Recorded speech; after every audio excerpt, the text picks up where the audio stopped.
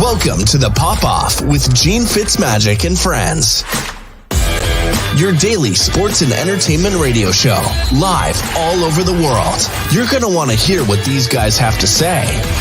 With their hot takes, recaps, previews, and predictions, sometimes these guys might get along, but most times, they won't. So see what happens when these guys pop off about the world of sports and entertainment. Good afternoon, everybody. It is Monday, May 1st, and welcome to the Pop-Off. We're popping off on a Monday. Joining me today, Caleeb Pinkett, Abby Washington, Nigel Downer. Big weekend, big NBA weekend, big draft weekend. We'll talk about it a little bit later, but the most trades ever in a draft weekend, 43 of them this weekend. I know a couple impacted me and Nigel's team, which we've discussed, and a couple impacted Caleeb's team. Actually, and Abby, I was just right to me and Abby got a bone to pick with Nigel. We'll get into that in a minute. I know. We got a bone to pick. Nigel texted me during the draft, and I don't know if that's what he was referring to, but I told him I had to watch it a little bit late because I was delayed. So I said, I'm earmuffing it. Don't tell me anything. and sure enough, I didn't even want to know. So as it turns out, but guys, how are we doing? Great.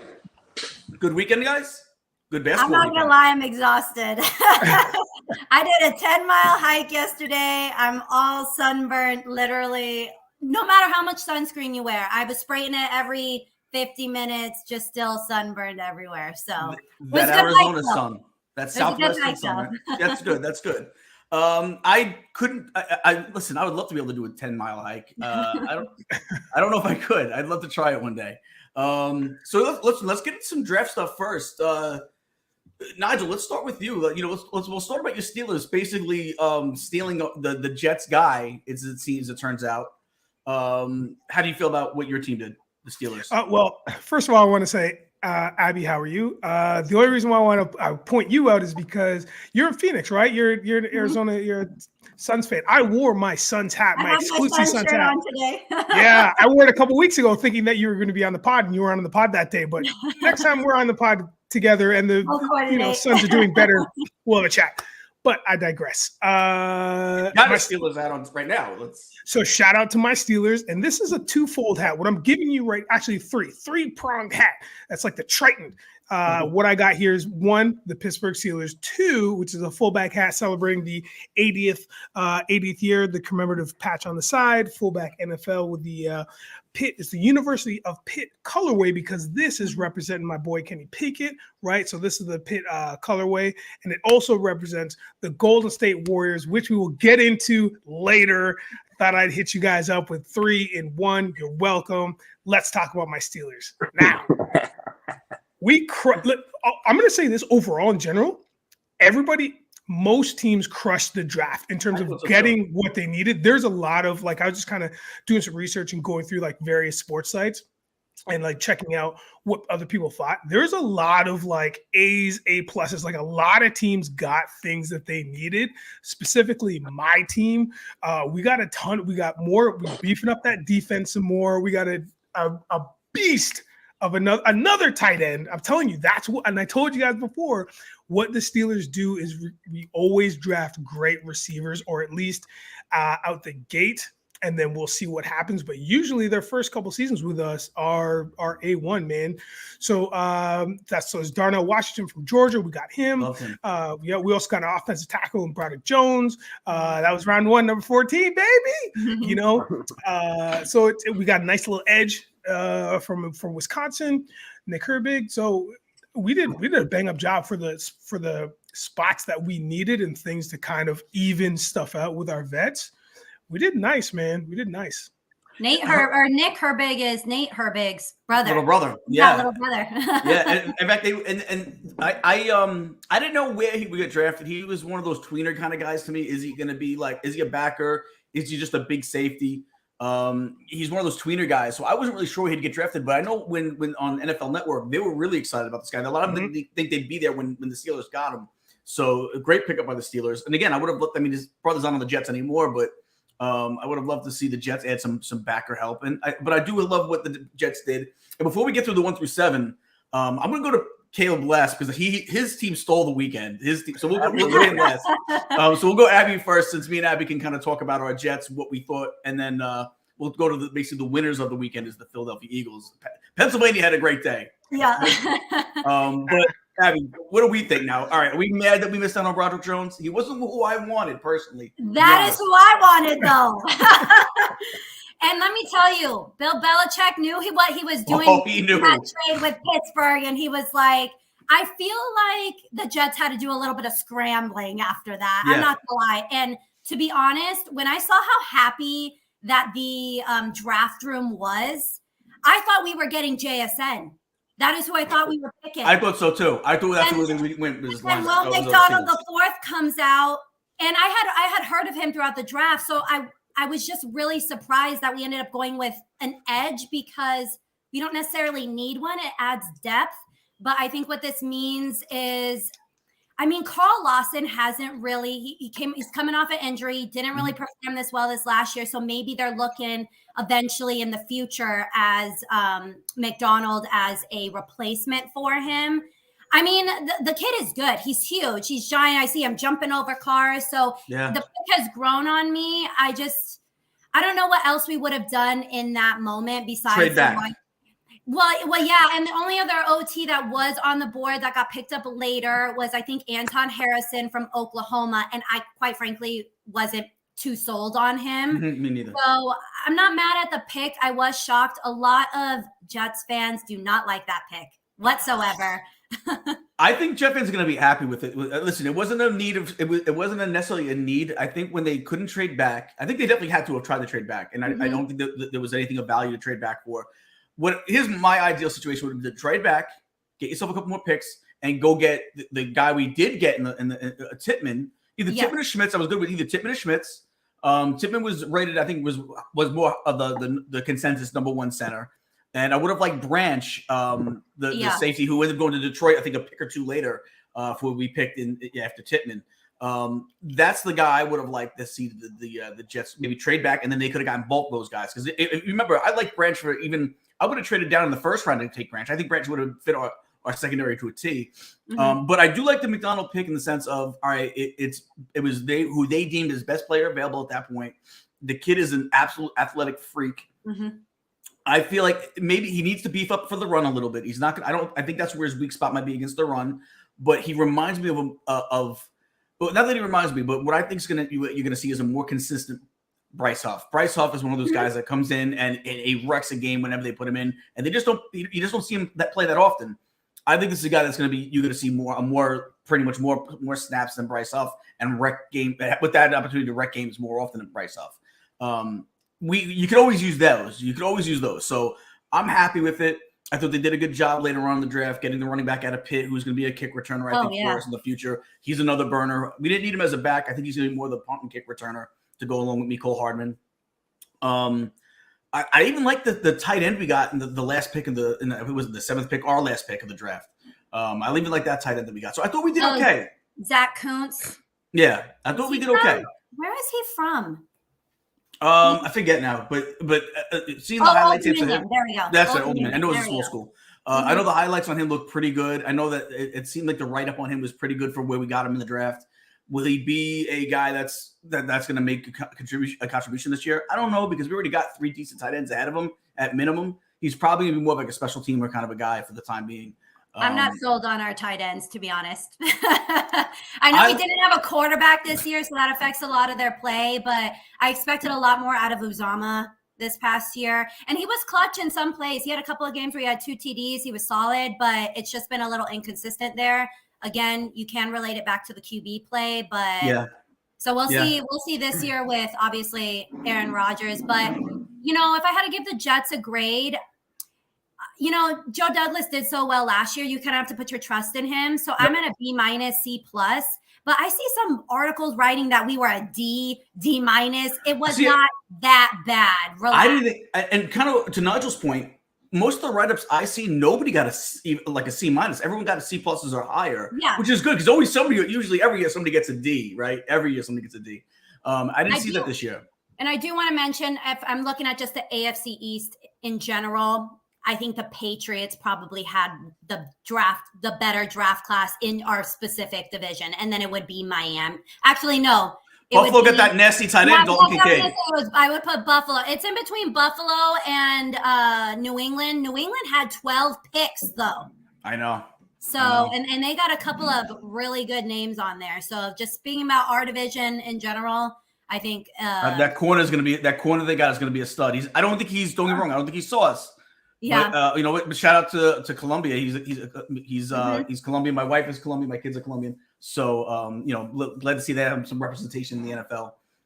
So, good luck to him in the NFL next year. At least for 2 weeks, no good luck. But for the rest of the year, all right. So let's go to who won the draft, and then we'll go pick by pick after that. But I even texted Caleb. I said, you guys got even scarier on defense, man. Like, what? We're talking about could the Eagles even get Jalen Carter? And sure enough, they trade up to one spot and they get him. How excited with you? I know you love the player, so you had to love the pick. Well, I was more than excited and happy. You know what I mean? Because we lost Hargrave to the Niners. So to replace him with Jalen Carter is fantastic because he's young. We're gonna get him cheap on a rookie deal, and he's phenomenal. And you saw him crying, talking about I'm a show because he felt he should have went number one. Yeah, and because of that, yes, and because of what happened, now he's angry and he's motivated. With a Trent Cole, with all the other, our defensive line might be the best in the NFL, right? It's scary. Then Nolan Smith, to steal Nolan Smith is because we need a linebacker. How did he drop? People had the Eagles. Some mocks had the Eagles taking him at 10. So I know the Eagles already answered. They had him taking him at 10. So the Eagles was like, they looked at it, all right, well, Jalen Carter's available. We jump at him. And he's going to be like, I don't know about year one, but he'll be better than Hargraves. I think eventually, and I mean, honestly, I don't see why he wouldn't do anything season one. He wants to. That's the difference. See, people underestimate motivation in athletes. Like, he wants to show people, and he wants to show that he's a good guy, and he's not. You're right. So he's gonna be on his best behavior. I am. The sky's the limit for that kid. And Nolan Smith, like I said, to get Nolan, I was like, there we go, because we're locking up that defense because that's what we need. Even I'm gonna keep it this. My boy Keely Ringo from Alabama, we got him too. You know what I mean? Sidney Brown from Illinois. I only saw a few things on him, but hey, we need defensive backs. He's out there. I mean, I feel great. Even Tanner McKee. Hopefully, we don't ever have to see him play, but we'll take him from Sanford. But I'm gonna tell you this. The Tyler Steen pickup is always great because you want offensive linemen. They are the most important people on the field outside of your quarterback himself, because without them, nothing happens. And people forget because it's not a glamour position, but it is the one. Without them, nothing happens. I don't care if you got Jerry Rice, Randy Moss, Roger Craig, Joe Montana, Tom Brady, everybody. If ain't nobody blocking, they ain't doing nothing. So I'm very excited. I think it's great. And I'm going to tell you this. One of the picks that I'm extremely excited about is getting Mr. Swift from the Lions. Oh, another Bulldog. Yo, listen, another Bulldog, and he's going to be better. He's the best running back you guys have had probably since Shady. That's right. And it's about to be a problem because what I love about Sirianni, what he does with our running backs, he likes them in threes. You know what I mean? So you're only running one or two, and then somebody else, and then somebody else, and then somebody else. And Jalen, too? Dude, it's a nightmare for offenses. I mean, for defenses to try to defend. Our running game is going to be top 3 again. I'm like barring injury, this offense is nasty. And I love AJ Brown. We still got AJ Brown. We still got my boy Smith out there. Like, I'm telling you, if Jalen can just even improve his accuracy a little bit more, I'm telling you, tough to beat. Nasty. NFC champions, and you guys got that much better in this draft. Hey, it is out to the mind-boggling. It is mind-boggling. Like, because when I heard about the Swift trade, I was like, you have to be. That was the one that gave me like a mini stroke. Like, that's the one that gave me heart palpitations, because I was like, this team is already dope. Like, I bet against them in the Super Bowl, but it was scary, because for a minute I was like, I don't know if this is going to pay out. I don't know if this is going to pay out, because you guys just kept convincing every game, week in and week out, man. So now, who knows? Who knows if you're going to run the table? Who knows? I mean, I doubt we run the table, but we're going to be back into the playoffs. I'm hoping, barring injury, because football, anything can happen. Well, and that's the thing too, like is the way Sirianni runs his offense too. Is you're going to save mileage on Swift's legs. You're going to if you pop out, even if you're going to go 3-man rotation on it, and you go maybe 2 parts, one part each on the other 2, and then 2 parts Swift. You don't. Swift could be an every down back, but he's not going to need to be an every down back. No, and that's so you're going to save that. You're going to save those miles. That's what makes it nasty. Like, I'm telling you, like, I'm really excited to see the Giants improved. Even the Commanders improved. They did good. You know what I mean? And Dallas is, Dallas. So we shall see. They're going to get all the hype. Well, actually, the Eagles are overshadowing them with the hype. But I'm expecting us to be there in the NFC. The only team I really fear in the NFC is those Niners. I have to admit it. They're going to be tough. Nasty. And they look good. So I'm hoping Purdy gets ugly and doesn't do well, because if not, if he does, then I think we'll come out of the NFC. But anything can happen. That's what I love about the NFL, you guys. It's like you can have a team that should have 4 rings on paper, but when the cleats hit the grass or the turf is when it really, and anything can happen. And sometimes teams are sleepers that you're not even looking for that really perform. Eagles were last year. That was the Eagles last year. I don't think anyone expected what we got out of the Eagles last year. Yeah. Shout out to the Buffalo Bills of the 90s. Yeah. And listen, that's a whole other thing. I always have that conversation about the LeBron thing, with Jim Kelly, because he was like, well, LeBron went to 10 championships. I'm like, so he only won 4. He has a losing percentage. I'm like, how is he such a winner? Like, nobody says Jim Kelly is the top quarterback of all time. Nobody's ever been to 4 Super Bowls in a row. He did, but because he lost, nobody talks about it. You know what I mean? So there's that. But back to this topic. I couldn't be more happy with my team. I'm glad we got young on defense. We need that. Yeah. And I'm excited to see, what comes out of it. But hopefully we get back to the big game.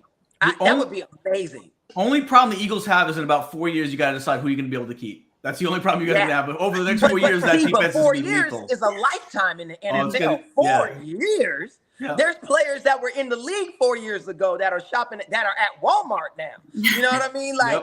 It's 4 years is a lifetime. I hear you, man. I hear you. So you know what? Let's dive into this a little bit. We'll go to the first picks overall. Bryce Young. I'll read through them and we'll go around the horn as far as what we thought of some of these picks. Bryce Young, Stroud to the Texans. Will Anderson to the Texans. I think that was a surprise. They had them coming up and being so aggressive in that trade. And we called him out. We called Casario out last week about he better do something this year. And he went out and he got his quarterback. He went out and he got his defensive gem. But then you got Anthony Richardson to the Colts and Devin Witherspoon to the Seahawks, who all threw us a curveball because I think everybody in their mother thought the Seahawks were going with Jalen Carter. Big time smoke screen with what they did. Arizona Cardinals, Paris Johnson, and Vegas, Tyree Wilson. I'm not surprised about the Tyree Wilson thing because they love those guys with the intangibles, and not the intangibles, but with like all those that stat sheet in the combine. And Tyree Wilson was a combine superstar.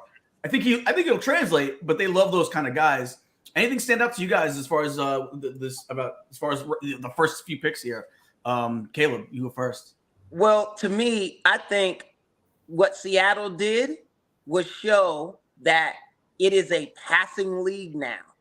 So you need pressure on the quarterback, which obviously they think they can generate, but where they had less faith was in those guarding receivers. So that's why they went so high for a cornerback, and that is understandable. The opposite was true for us, as in Philly. we kept Bradbury and we got Slade, right? So we got good corners, but losing Hargrave was huge. So filling that hole was needed to continue to get pressure on the quarterback, and we got corners that we trust. So I understand why the Seahawks did what they did.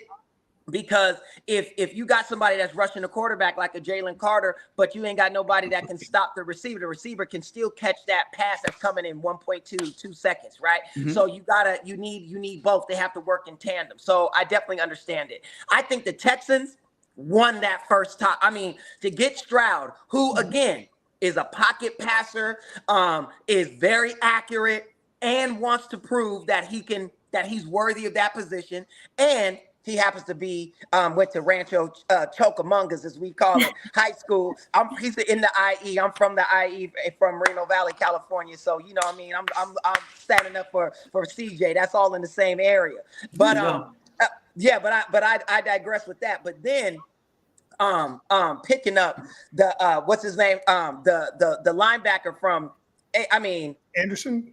Yeah, picking up Anderson just changes that, because D'Amico Ryans, that's gonna be his guy, because that guy is gonna be the heart and soul of that defense. And it's like the heart and soul the way Mike Singletary was, the way that Patrick Willis was, like those Ray Lewis, like those guys. Notice they're all linebackers. Those guys that just understand the game and run it. You know what I mean? And so I'm excited to see what the Texans do. I'm actually rooting for them. I'm rooting for D'Amico Ryans. So it's gonna be great. And you guys, the Jets, listen, you can't be mad. You guys did everything you could do to get Aaron Rodgers. That's the only pick the Jets were really concerned with. That is true. I mean? It did cost us a lot.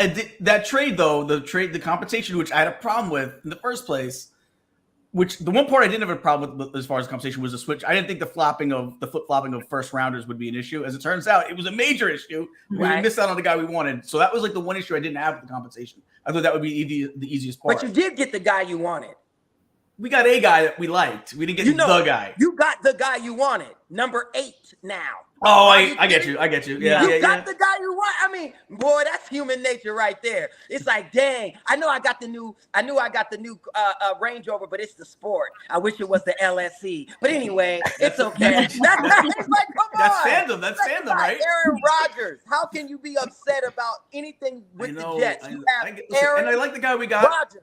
I like the guy we got. I think he's gonna be a menace on that field when he's in. I do wish you guys would have got a wide receiver though.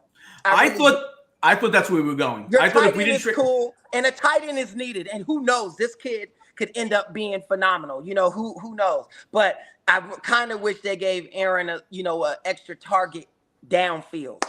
You know what I mean? Kincaid would have been great for 2 reasons. A, would have kept him away from the Bills, and we would have had him in our huddle. So I would have took Dalton Kincaid in the I think he's going to be, I like AFC East is going to be a very competitive division this season. Because what the Patriots did, because Abby is right. Listen, do not sleep on that team now. They got a squad, and they got Bill Belichick with that kind of, I'm telling you, they're not going to be no pushover.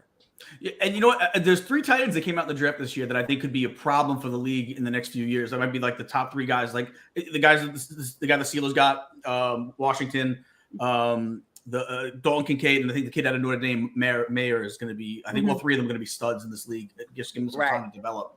All right, so Nigel, what about you? What you say in these first 7, real quick? What's the one that stands out to you? Yeah, I think it's the same thing. To be honest with you, I'm just going to sound like a huge fanboy of Caleb, which I am. But I mean, it's Houston though, right? Like, I mean, the franchise is in such a. I think that they just still have that stink of Watson all over them, and it's really. I know that's just the facade of it, but still, that's still in the locker room. It's still in the head office. Like, you got to get away from that. I mean, now it's on the Browns, so it's a different thing, but it's still, the franchise is in disarray. And I think getting Stroud, boom, like, okay, cool. Everybody's going to be jacked up for that, man. Once you get like a marquee quarterback, your team automatically is jacked up. Now, whether it translates on the field is a different thing, but I digress. When it's draft day, you got Stroud, you guys were saying it, he fits into their scheme. This could be the greatest thing since sliced bread. Who knows, right?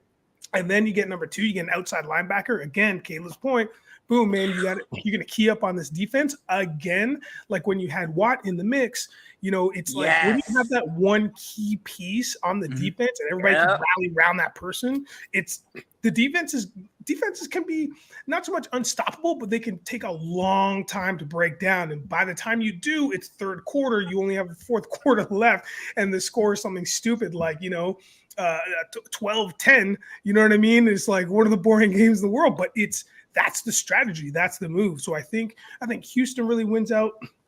Again, I think from the bottom up, I think Houston wins out, and I think obviously Philly's going to be dangerous. I'm really curious to see how the Commanders clean up, because listen, man, we got to realize the Commanders have been in the mix for the last like 3 seasons, legit. Yeah. And they always fall out of conversation, but they've made playoff runs, they've made wild card, like they're always hanging around. So because they have a bad name. That name they got sucks. A bad name, like Big Buckus. You know what I mean? It's just worse than that.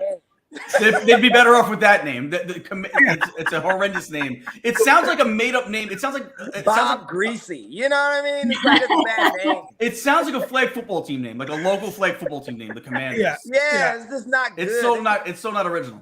Yeah, it's so. I mean, but beefing up their defense a little bit with their cornerback Emmanuel Forbes from Mississippi State. I mean, that could be something. I don't know what their offense is going to do. Like, I mean, nobody really knows what their offense is ever going to do. They kind of all of a sudden just play up when they need to. Last but not least, Patriots, man. Patriots weren't that far off. Their season last year was real like. It was real hit and miss, man. It was real Yorkshire pudding type. It was real trifle type dessert. Like if anybody knows that English, they just love to throw things in a pot and then either put whipped cream on it or put gravy on it. And that's what that's what you got with the Patriots. It was just a mixed bag. But Belichick, he's coming on in years though. So it's like how is he now? Is age a factor, right? Is he going to make some weird decisions? I don't know. He always makes weird decisions. That's true. And he's been young all the time. They just usually work out for him, but he's a weird decision-making dude. That's true. So I mean, in the Patriots, they just know winning and they know how to compete. I think that's it. Actually, they know how to compete. So right. So I think they did done good too. Mm-hmm. I tell you what I liked is, and I'm glad he went out and he went out and did it because it could be something that could blow up in his face, but I said last week I love Richardson. I think Richardson has the potential to be the best guy in this draft if he hits his ceiling. And who better than the coach? They bring the coach over from Philly, who basically was helped develop the Jalen Hurts to get another similar style quarterback. I think he could if they can coach out some of his rough spots. I think they got the best guy in the draft at number 4. Again. You can teach what he has wrong. Exactly. You can't teach what he naturally has. Yep. Height, speed, like physicality, all of that is unteachable. So that's God-given. So they can just direct it. So I agree with you. I think his potential is through the roof. Like no matter how great Bryce is, he'll never be taller than what he is. Yeah. You know what I mean? Like it's that's what he has to go. He has to deal with that. So it's gonna be interesting. And even Stroud's not a running quarterback, so he's more planted. He's more of a traditional. But he can run if need be. He's not immobile. Yeah. He's mobile, which is a bonus. Yeah. That's true. He's mobile like Dak Prescott. Yeah. You know what I mean? Yeah. It's like he can, but it looked like it hurt. And it's not dynamic, you know what I mean? Yeah, I get you. So, Abby, what stood out for you in the first 7 picks for you? What pick out there did impress you most, or what do you question most? I love the Texans being so aggressive. I knew as soon as they picked up Stroud that they were instantly going to go defense, and that's exactly what they did. Sometimes I tend to look at teams that I know the Jets are going to be playing soon. I really liked that pick from Arizona with Paris Johnson Jr. He was hyped. He was excited. Now, the only thing is Murray going to be able to see over him? No. Exactly. He can't see over me. He has to run around. That's it. Yeah, and that Witherspoon pick, I don't know if you've seen his highlights.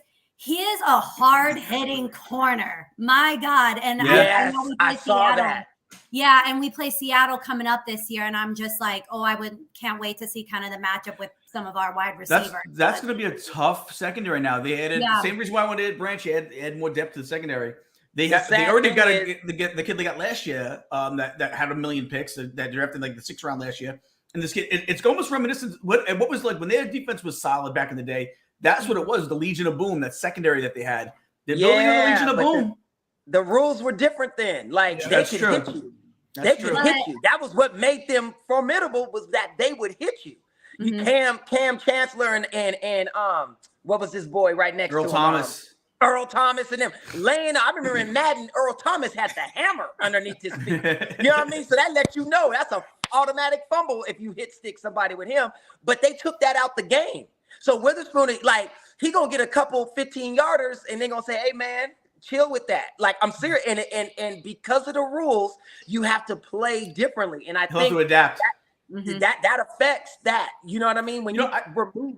I say the same thing. I remember when Eli Apple was drafted into the league. I believe it was the Giants that drafted him.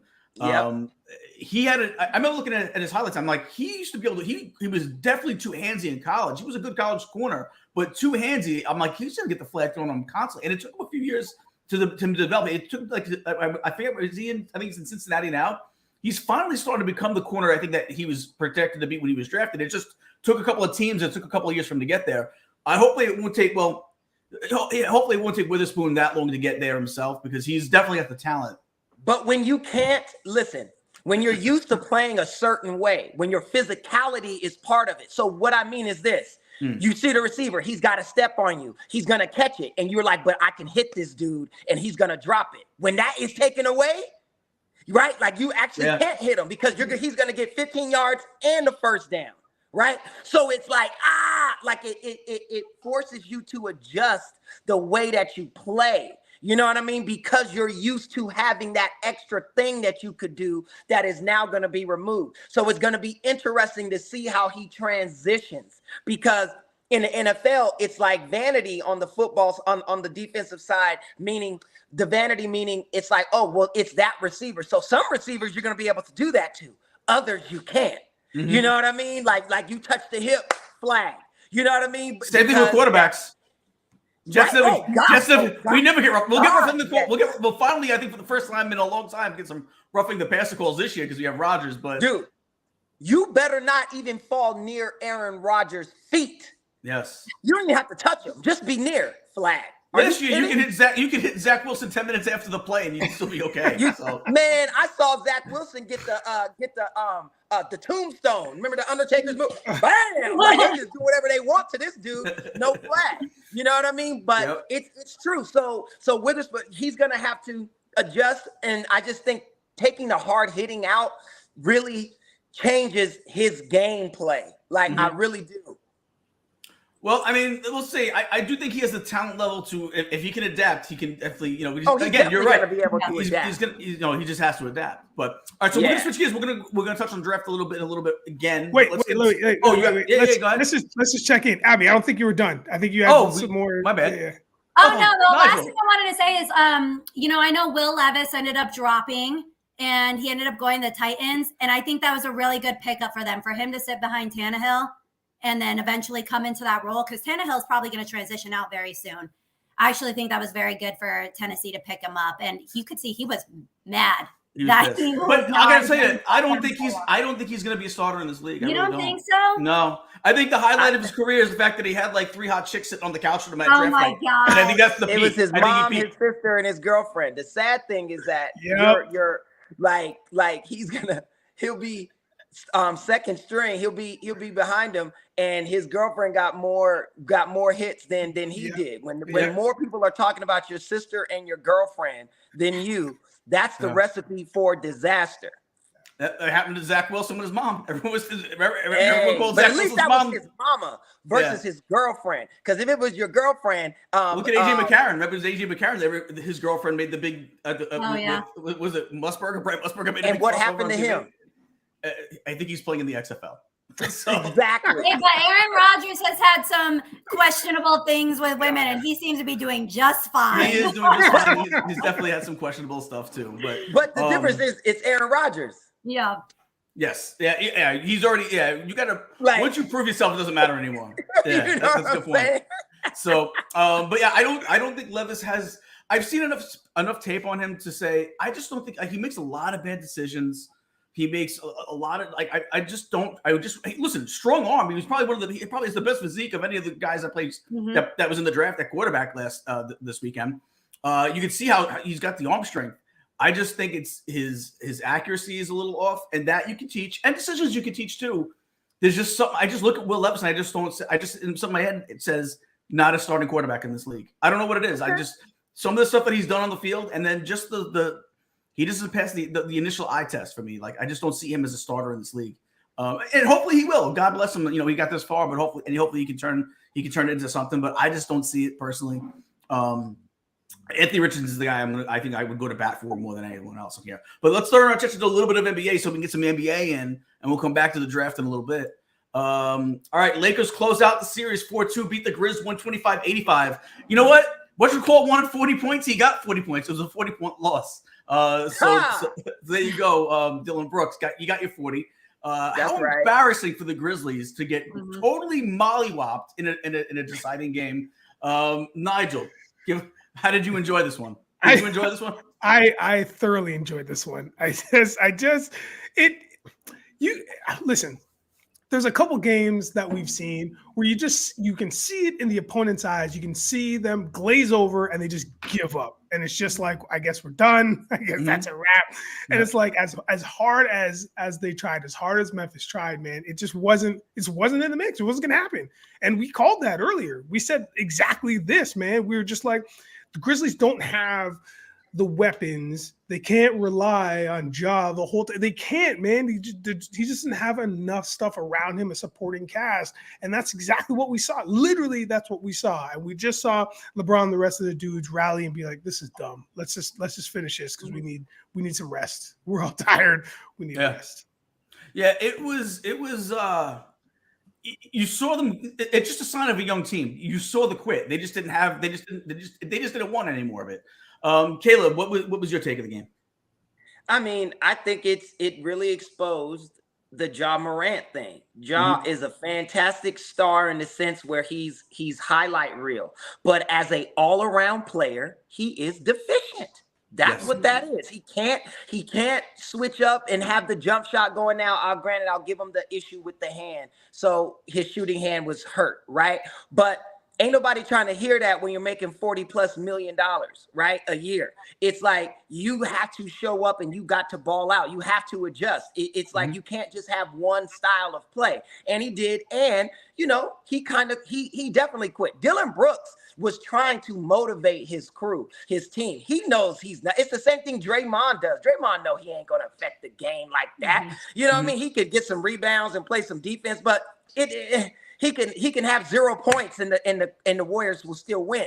But Dylan Brooks was trying to motivate the team to get them like hype, and it just didn't work. I think Bane is good, but not enough.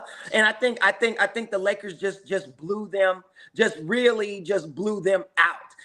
And I don't think it was like a LeBron thing. LeBron did normal stuff. They just blowing it up because it's LeBron, and it was like, oh, this dude poked the bear or whatever. It's like, man, please. We're going to see what happens because there's a real challenge coming up that they about to do. There's LeBron in the series right there. Listen, he did what LeBron does. You're right. He didn't do anything outstanding. He didn't even hit 30. I was like, he didn't even hit 30. And he had a 15-point game at one point. So, right. And you called it earlier, Caleb, throughout the series, they really did miss Steven Adams big time. Yeah, you don't have nobody in the middle. I'm telling you. And that's what's about to be crazy right now with the Lakers. And I know we'll get to that, but with the Lakers and Golden State. Because Draymond is not as big as Anthony Davis, but Draymond is a dog in here. AD is questionable. And that means something. Going up for a rebound, banging. And let's not forget about what's to do with the dreads. I don't know why I was calling his name all last night. Kevon Looney? Yes. Looney had some game last night, man. Listen, that's going to be a problem for the Lakers because AD don't like guys that play like that. No. You ever play basketball pickup games with the guys that like are just hustlers? Like they diving for the ball, they everywhere. You like they get on your nerves. They're not that's little talent but big heart. And that's like those are the too much guys. Those are the too much guys. Try hard. They kill you. If you ever saw the Cable Guy, Jim Carrey's character Chip Douglas goes to the pickup game at the YMCA and he's diving all over the floor. He got a mouthpiece in. That's who those guys are. AD don't like playing them. Abby, what was your take on the Laker game? Quite frankly, I didn't watch it. You missed the Lakers Grizzlies? Yeah, I mean, it's not like I missed much, apparently. No, it was and then obviously I'm only focused on one series right now. And then yesterday I didn't even get to watch the Sacramento game because I was, like I said, I was out hiking for like literally 12 hours. I'm not surprised. And like both Nigel and Caleb said, they just fell apart. And it's not surprising by any means. So yeah, he can't carry the team by himself. You know what I mean? And he's still young, so he still has a lot to learn. But yeah, just not shocked at all. And the Lakers, they had to play in. They want it, and now they're just extra more motivated going into this next series. So that'll be now I will watch that series simply because it's two kind of California teams going at it again. But it's just two teams that have just. I feel like they kind of already have like a starting lineup that's just more well-rounded in general. And so putting those together, I'm excited to see that matchup. Cool. So let's go on to the next game. All right. Nuggets take game one, beat the Suns. You know what? Let's start with Abby. So Abby can explain what happened to her Suns yesterday, only putting up 107 points. I hope everybody out there heard. I hope everybody out there heard Abby's as Gene was going through the title. You could hear Abby just underneath. Oh boy! I didn't know that was the second headline. I thought there was going to be something else, and I was like, "Oh, we got to get right to it. We're getting right to it." Awful, just awful. That entire game was so hard to watch. Turnovers, no rebounds, and then Murray got hot the second half and went off. I mean, KD was basically carrying the Suns the entire game, but again, the bench. No, nothing. Can't expect nothing from the bench, but fouls and more turnovers. Yeah, that game was extremely hard to watch. I was probably checked. They kind of got a little hot coming out into the third quarter. And like I said, Murray got hot and it was just all kind of downhill from there. I mean, they were up by like 20. I don't know at what point in time. They were up by at least 22, 24 points. It was rough. Patty, put the game stats up real quick so Abby can really take it in. Oh gosh. No, I just don't. What is it? 14 steals, 16 turnovers. Mm-hmm. They almost doubled up turnovers. They had the ball stolen from them about more than three times the amount that they were able to. And they were out rebounded. So those things right there are gonna always be pretty crucial, right?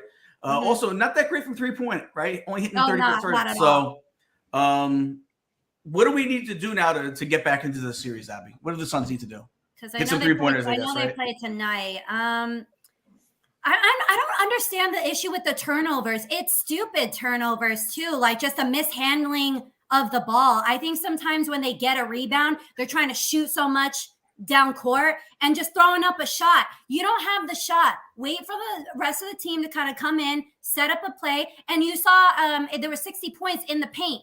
Get in the paint. Ayton can get in there. KD can get in there. I don't even think, we need too much of those like jumper shots all the time. Ayton's been consistent. KD has been pretty consistent too. Let them do what they need to do. Do a little elbow, get up. There we go. See? There we go. That's in the Clippers series. But and those are in the I didn't realize I thought it was all Clippers. It got the Nuggets in there too. So yeah, you know what? My thing is it couldn't have been the adrenaline was just pumping a little bit too much because I always feel like in the playoffs you see teams kind of get a little sloppy at times because the adrenaline's pumping a little bit and their dribbling is a little bit all over the place. Their passes are a little bit errant a little bit. Nigel, what was your take of game one? Do we have is this the series going forward, or do you think the Suns can like kind of like regroup and make it a series? Oh no, the Suns will regroup. I don't think I'm worried about that. I'll tell you this though, the motto or the credo of this game was "In Gordon We Trust." That's what it was.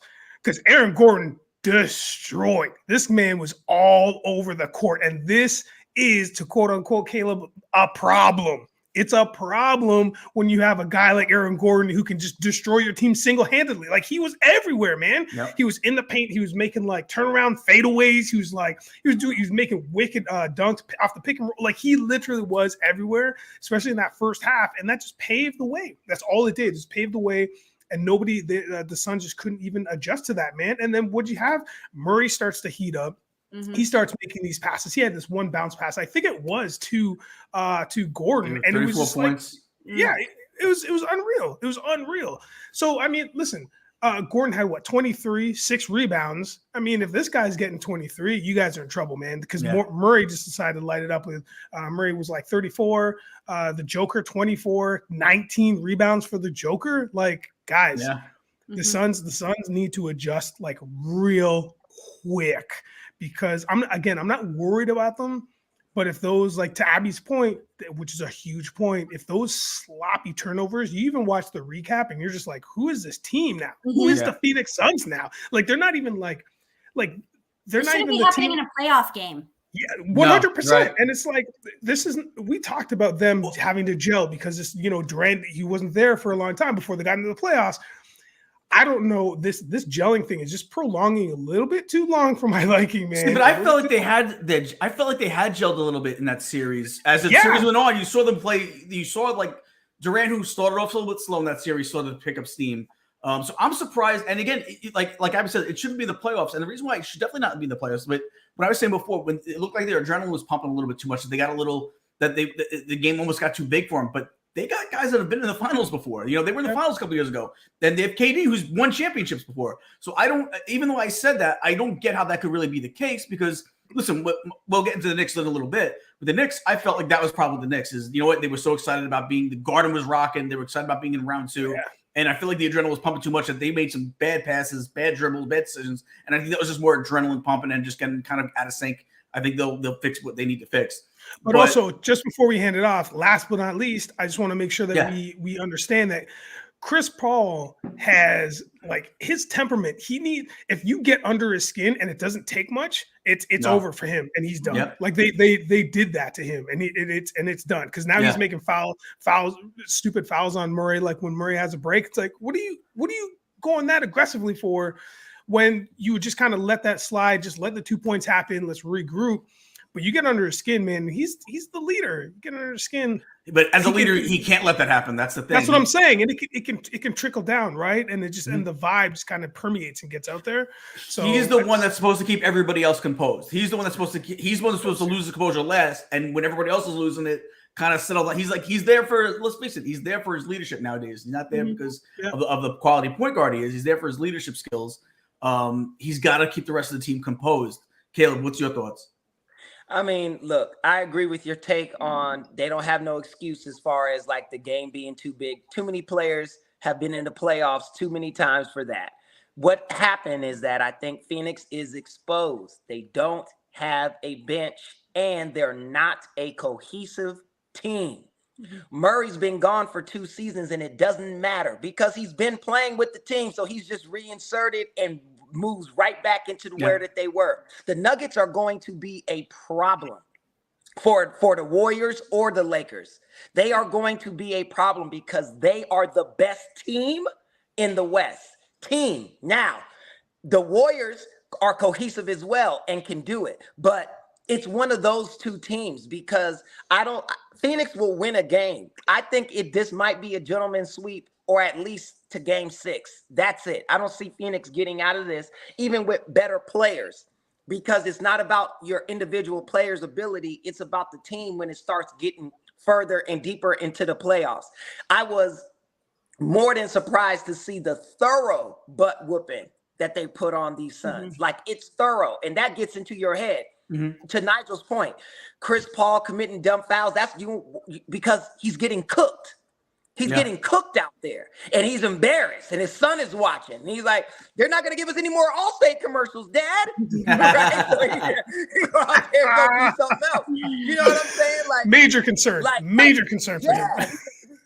He's embarrassed. So I think It's going to be a really interesting series. Do I think they're going to get one? Yes. Do I think they may get two? Yeah. I will be surprised if it goes past game 6. You know what I mean? Like if they're able to stretch it to a 7, I will be very, very, very surprised. But, I just think they're just getting exposed with a better team, like from top to bottom. You know what I mean? And it's going to be crazy. Monty's going to have to show his coaching ability to bring them back. If they win this series, it will be because Monty is a genius. Yeah. Listen, he is a good coach, but he's definitely good. But I mean, this is where you get to this is Eric Spoelstra stuff. Yes. You lose your second best player. You're against the best team in the NBA with the best record, and you beat them. Yeah. In 5. You know what I'm saying? Like that's what you got to do. So it's gonna be, very, very interesting. But I was upset. I was like, there's no way Booker and KD can lose like this. Yeah. And hopefully they can turn it around and make that a series. I would love to see that be a 7-game series. It's kind of where I thought it would go. We'll talk predictions a little bit tomorrow for round 2. On Wednesday. But yeah, that's kind of where I thought the series was going to go. And, hopefully, they can kind of get it together. But let's get into the next one. Heat take game 1 with a 108-101 win over my Knicks. Yeah, you know what? I kind of said it a little. I touched on it a little before last segment. I think the game was a little big for some of these guys. Listen, that's still a fairly young team that's never been in round 2 before. Without I wouldn't say leader because Brunson's the leader, but they're one of their star players, Julius Randle. And to everyone that called New York radio in the past week saying, "Oh, we don't really need Randle. We're a better team without Randle." You're an idiot because this is proof that you're not a better team without Randle. You need someone like that, especially in a game like this. I feel like the game was a little too big for these guys, and they'll settle down. They'll settle down. But the other thing too is I noticed that especially in the second half, we were outcoached. Spoelstra made adjustments, and Thibodeau didn't really make the adjustments he needed to make. You know what? In the second half, we couldn't hit a 3, and they were letting us go for 3s. Listen, we couldn't draw. We could not penetrate yesterday whatsoever. We could not penetrate. Every time you'd see them trying to drive down the lane, they'd get bottled up, and so they'd have to kick it out. And Miami said, "Go ahead, shoot the 3. Let's see if you can hit it." I think they only hit 20-something% from 3-point range. It was coaching. I think what did it for you, because again, it was Butler was fine, but you know what? It was Lowry on the court, not only as the player he was, but just being the floor general. Just smart decision after smart decision. Gabe Vincent had a huge game, although he flopped on that one 3-pointer that everybody made it was such a big deal that he got hit and still made the 3-pointer. They didn't even touch him, but that's for another day. But yeah, I think the game got a little too big for the Knicks, being a young team, not in that position before, and I think they were a little outcoached. Nige, what do you think? I'm going to start with this. Hail Hydra. Because I told you, man. I told you. And for all those listening, that is an MCU reference. That is a Marvel Comics reference. I mentioned Miami. I said this early, and I'm glad I said it early. You cut one of those Hydra's heads off, another one will grow in its place. Something will replace it. And that's what Miami has done, man. And this game was bananas. I'm going to tell you why it was bananas. Because there is no other. I want to go to Madison Square Garden so bad to watch a Knicks game. The vibe, man. It was electric. There or a Lakers game, just for the pure ambiance and the vibe, and you could see it. You could cut the tension with a knife, and everybody was behind this team. And Gene, I mentioned it before, is that this squad needs the fans behind them. This is a team that needs to play off of that energy of the people that are out there, the fans that are out there, the kids that want to be Knicks in the future. Miami didn't give a shit. I very rarely swear on this pod, but I'm just saying that's how emphatic I am about this, because Miami it's almost like they just baited them. It's like they just let them, for the first half, they were like, "Cool, man, we just want to see what you have." And Spoelstra was just like, "All right, cool, guys. To your point, Gene, let's make some adjustments." And then you could see them. You could see it just like a slow burn, man. And and the crowd's energy was dipping, and the players were like, I don't even know if I know how to play basketball anymore. Everybody was questioning everything, man. And again, we said it too. I know I said it for sure. You need Julius Randle. I think you're right. The team will smarten up, and I think they will get it together. but it could be too little too late. I don't know when that's going to be, but missing Randall is massive because even Kevin Love, sure, man, 9 points, 5 rebounds, but he had so much to do with their overall scheme, with the overall play there. Every bucket he made sense and counted. And when that happens, this is a problem. It's bad, man. Jimmy Butler did Jimmy Butler things. 25 and 11. It's guys. I feel for your Knicks. I'm afraid for your Knicks. This game's gonna be this series is gonna be wild. We'll talk about it on Wednesday. I still have winning. I still have us winning in 7. So it'll go 7. I think we'll get into like a little bit more of it, but Lowry to me was a difference maker. Caleb, what did you think? Oh yeah, of course, and that's why I've never liked Kyle Lowry because he's always played on teams like that I wasn't rooting for or something at the time, so I didn't like it. But he did it. I mean, that's what he does. He's one of those guys that gets on your nerves. He's one of those guys. It's like you love him if he's on your team and you hate him if he's not. It's like Pat. It's like P. Bev. You know what I mean? Like Pat Beverly. It's like unless he plays for you. You know what I mean? So he's got one of those games. But you can't be mad at Lowry. He does what he does. But to pick up on, to just respond to what Nigel was talking about Madison Square and the crypto arena where the Lakers play, I'll tell you this. The Knicks fans are real fans. They're there when the Knicks are horrific. When they're there, when they don't have a shot in hell, them fans are there. If the Lakers were garbage, there'd be half the people there. And 10% of the celebrities you see. It's more of a fashion show and a place to be seen. And who's playing? Oh, yeah, the Lakers. You know what I mean? Is this my good side? Hold on. Selfie, all that. Come on. It's like it's LA teams, LA fans are very fair weather. The real fans are the ones you cannot see that are up in those seats up there. They're the real Laker fans. Everybody that you can see on camera. Yeah, right. Well, what was it? Has anyone seen You People, the movie You People with Eddie Murphy, when Eddie Murphy has his line about the Sunni Muslims and the Laker fans?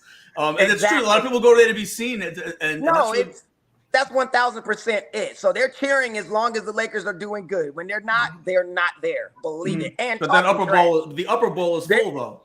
There it is, always. Yep. So there's that. But I'm telling you, man, this is going to be interesting. If they don't find if Julius Randle doesn't come back like soon, it's going to be a tragedy. Stephen A is going to be very upset. Yeah, he's going to cry, and he's going to cry in the car. Yeah, it's going to be a tragedy. So that's what I would say. Abby, how important is Randall? Obviously, he's very important, but can he make that big a difference in the series? Can he help turn it around? Oh yeah, I agree with everything that all of you are saying and have been saying. The Knicks, they got off to a hot start in the first quarter, and then it just kind of dwindled from there. I'm surprised they kind of, if you look at the points by quarter, they kind of kept up, but obviously the Heat they couldn't keep up with the Heat. I will say though, I was paying attention to the next game because a very certain person was there and got introduced. He was all over New York sports this weekend. Live. Yes. And Aaron Rodgers came across that screen and everyone was like, woo! And same thing with the Rangers game too. Yep. He was there this weekend too. So that's one reason I was kind of a little more zoned in on the game.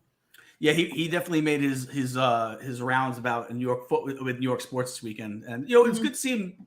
You want the city to embrace you. What's one better way than do it? And obviously be there rooting for the other teams, right? So what you're over and under that Aaron Rodgers shows up at the Met Gala tonight with the man bun. Ooh. No, I don't think of the man bun because he already cut some of that. He cut that hair off. Oh, that's right. He cut it. Unless he's going to get himself some extensions. He cut his hair. He cut his hair and cut his beard, and he looks like he looks 10 years younger. Yeah, exactly. And I was like, "Who's that?" Even my friend, I posted, and she's like, "Why does he look good now?" He looks like he could play for the Yankees now, man. Like he's on the Yankee Band-Aid. Like, you know what I mean? Those last days with the Green Bay Packers, he looked like a hippie that lived in his van down by the river. He really he was so hippied out. Like it's good to see. He's trying to maybe get that little bit of a Broadway look to him. Clean slate. Clean slate. Right, for sure. So big game of the weekend, even bigger than I had more fun watching this than I did my Knicks for obvious reasons. Warriors take the series 4-3, beat the Kings 120-100. Another team still young that showed that at the end of the game they didn't really want it as much as the old Grizzlies veterans. Very similar to that Lakers series. listen, can we say anything other than Curry 50 points? And I believe is a record for a game 7. Yeah, I think they said. Mhm. Yeah. What kind of did such a long, hard fought series take enough out of Golden State where it's going to hurt them next round? No, not at all, because they're playing against the old Lakers. LeBron also had a tough series. It's so bad. LeBron was joking about he's glad that it was the Kings or Golden State because they only got to fly 30 minutes back and forth. It's no long plane ride because it's that. And let me tell you, Golden State is ready for the Lakers. Everybody's talking about, the Lakers won three out of the 4 games they played. That doesn't mean a single thing. Just like the Warriors had the worst road record in the NBA and then won 2 games on the road back to back, and one of them was a game 7. So all that is irrelevant. I think it's going to be a very competitive series. I think it's going to come down to the paint between Looney and Green against AD and Hachimura and those guys down there. It's going to be that. There's no shooting comparison. Nobody on the Lakers can hang with Steph and Clay. I know Clay was 1 for 10, but that was an anomaly. An anomaly that won't happen, especially in LA where his dad played and Clay is very, very familiar. They're gonna be ready to show out. LeBron's gonna do what LeBron does, but here's the thing. I think Steph Curry has overshadowed LeBron's legacy in a way where here's what I mean. When you talk about the greatest players of their generations, there's usually nobody else who can compare. There's nobody, you could talk about Michael Jordan's career. You can't name one player that you ever put on the same level with Mike. Like you're like, Jordan's better. He's good, but Jordan's better, right? Like LeBron and Steph, it's like the kids think Steph is better. Like the next generation underneath these young boys, they all think Steph is way better than LeBron. And then what Steph showed yesterday, getting 50, being 6'2", with the scoop love. He out there like a young George Gervin, finger rolling free throw line. It's like it's a different level. So I think that's what it's going to come down to. I think AD gets shut down a lot more. I don't think he'll be as effective this series. They're going to need him to be, but I think Looney and Draymond will kind of water that down, and it's going to come to LeBron being that general, as we know he is, and really facilitating and keeping the team involved while going for 30. He can't have games with 15 points and expect to win this series. No, that's not going to happen. That will not happen. So it's going to be interesting, and they're going to have Andrew Wiggins on LeBron James. LeBron can score on Wiggins, but Wiggins is a better defender than what people want to give him credit for. All he needs is one steal at the right time, right? They always it's like you don't have to do something all game. It's just when you do it, and it counts when you do it. You know, you can miss all the 3-pointers you want, but then hit the game-winning 3-pointer, right? Yeah. Get the last shot, get the block, get the steal. Wiggins is capable of that, so it's going to be interesting. I'm really excited for this series, and everybody in the world is going to be at those games. It's going to probably be probably I would have to imagine it's going to have the highest ratings of any round 2 series. Oh God, yeah. It might outrank the NBA Finals. It might. It's going to be the most fun to watch. No, but I agree. But no, so with last night's game though, what was one of the things that stuck out to you of why they were able to go on the road after being such a bad road team during the season and that not matter yesterday? Because they're vets, man. Because they know it's I think, and this is going to come off like very egotistical or just like arrogant, but it's really simple. They just know what they're doing. They're veterans.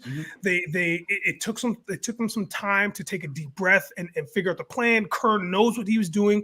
Everybody was we've used this word before, everybody was super composed. Things got a little crazy, a little out of hand. But when push comes to shove, man, their 3 captains stepped up. Curry, Clay, Green. You have that addition of Wiggins, which again was one of the best decisions that team has ever made to come back and start and be fighters again. This guy takes his hiatus for his family reasons, comes back, and it's like he didn't even miss a beat. He actually got better. I don't know how, but he got better. It's the veterans on the team. It's the will to win, man. It's those small things. It's having confidence in your team. Green went to bat and feels no ways about it. And he is probably one of the most honest, off the cuff, aggressive dogs that we've seen this as a player in this generation, man. He's phenomenal. And he's a leader in his own right.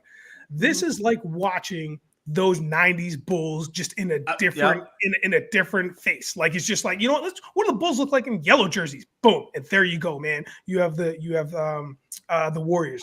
Right now, it's this battle to me, the Lakers Golden State.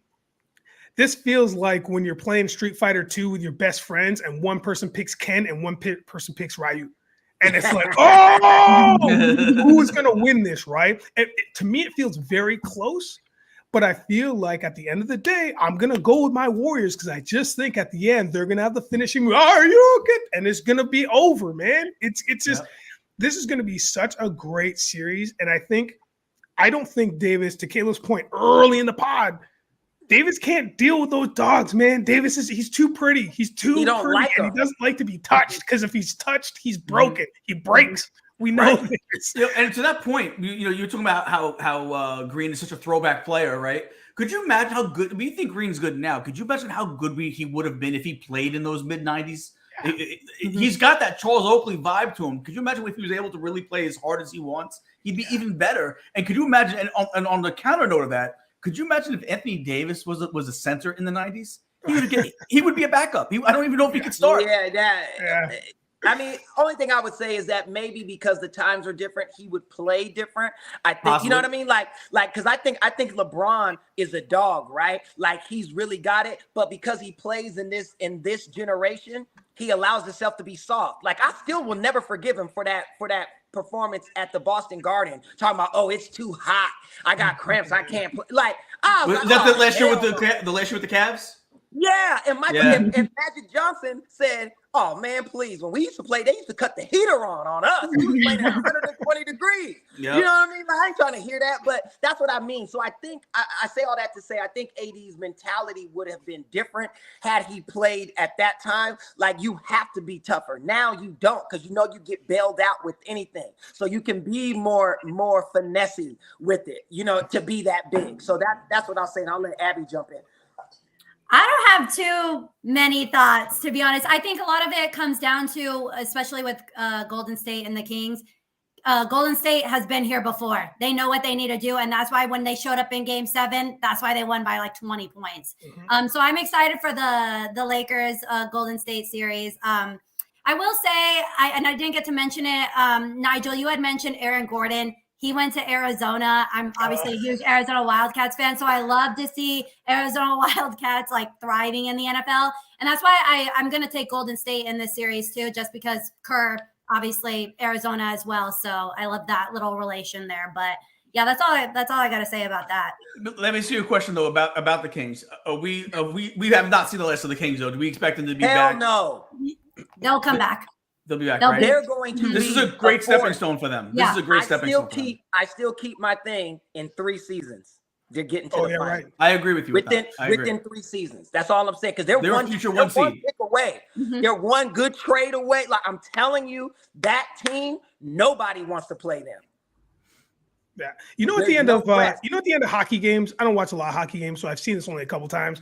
But like when the team, I think they rally around the center and they throw their sticks up and then everybody like claps and applauds for them. And there's that that energy exchange. Mm-hmm. That's what's happening with Sacramento. Like last night, like after they got beat, it was the respect and the love and the like, we're okay. It was that kind of vibe, even though they got shellacked. Yeah. It still was like, this was a very, very positive step for this team. Yeah. And I, like the rest of us in this panel, cannot wait to see them just be in the mix on a regular basis for the next 3, 4, 5 years. Give me something fresh and something new. Give me a team. Give me the new Memphis, but the better Memphis. Like give me the Sacramento Kings because I love the way they play. They're fun. They're energizing. They're fast, but they also have that will to win, man. They just didn't have the longevity. Again, if Darren Fox, one person away, just one person, I think. 1,000%. And I would say this: if Darren Fox was on the Memphis Grizzlies, that series is different. Yeah, facts. I tell you that. Not saying the Lakers wouldn't have won, but it wouldn't have been in 6. I tell you that. Yeah. If they had Darren Fox instead of Ja Morant, guarantee you. If you look, I think for Darren Fox, it looked like that last game was the game that just got a little too big for him. You know, and that's a learning stepping stone. No, I don't think it was too big because he was pulling up, he was taking his shots, he just was missing. So I don't think it was too big. He didn't shrink like some players do. So I won't say that. But what I will say is he didn't have the support. His boys was bricking. Like he was hitting dudes on the wing, and the shots that they were making last game were done. But even his shots weren't dropped. But to my point before, I don't mean, he was definitely trying to will that team back into the game. But he himself wasn't hitting shots. Is really where I'm going with that. Well, I mean, yeah. So you're right.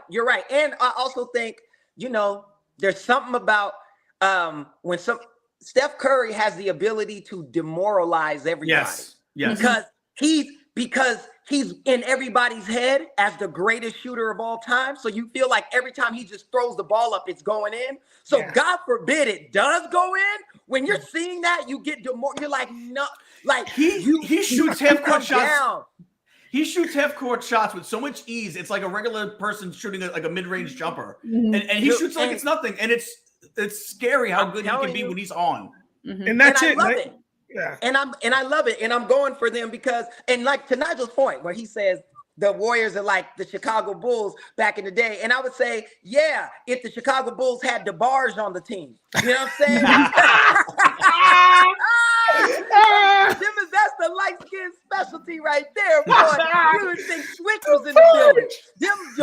Them boys, hey, listen, you can't beat the Warriors. They're super light-skinned. You know I'm about to go over my albums right here and pull out my vinyl of DeBarge. I got like 2 or 3 of their albums. That's what made my day done. Day's done for me. But in all seriousness, we are forgetting one very special point that I've heard nobody mention. Like, for real.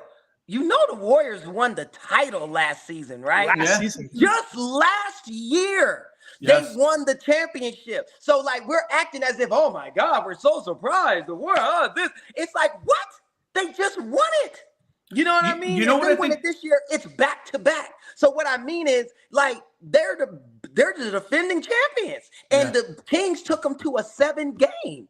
You know what I mean? Like that's you got to give them young boys that. You know what I mean? Like I think why we look at not we, but necessarily just us, but I think a lot of people look at the Warriors as maybe not being that same team as they had been in the past. I think it was purely the road games. If they win just half, if they go 50-50 on the road, which a really good team should be able to do, that's a way different. I mean, they're a top 3 seed at that point. So I think they were only won like 11. They were 11, I think, during the regular season on the road. No, I'll just say this real quick, and then we can move on.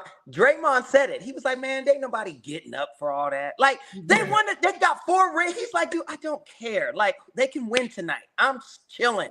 Like it don't matter. We turn it on when it matters." And they have so far. Yeah, so it's gonna be interesting. But they're gonna need it this series because LeBron is. Trust me, LeBron wants to win this bad because he knows his own kids be like, yo, Steph is that dude. I'm telling you. I'm telling you now. So he wants to win. Trust me. He wants to beat Steph. And Steph has he's up 15-7 against LeBron in the playoffs. So there you go.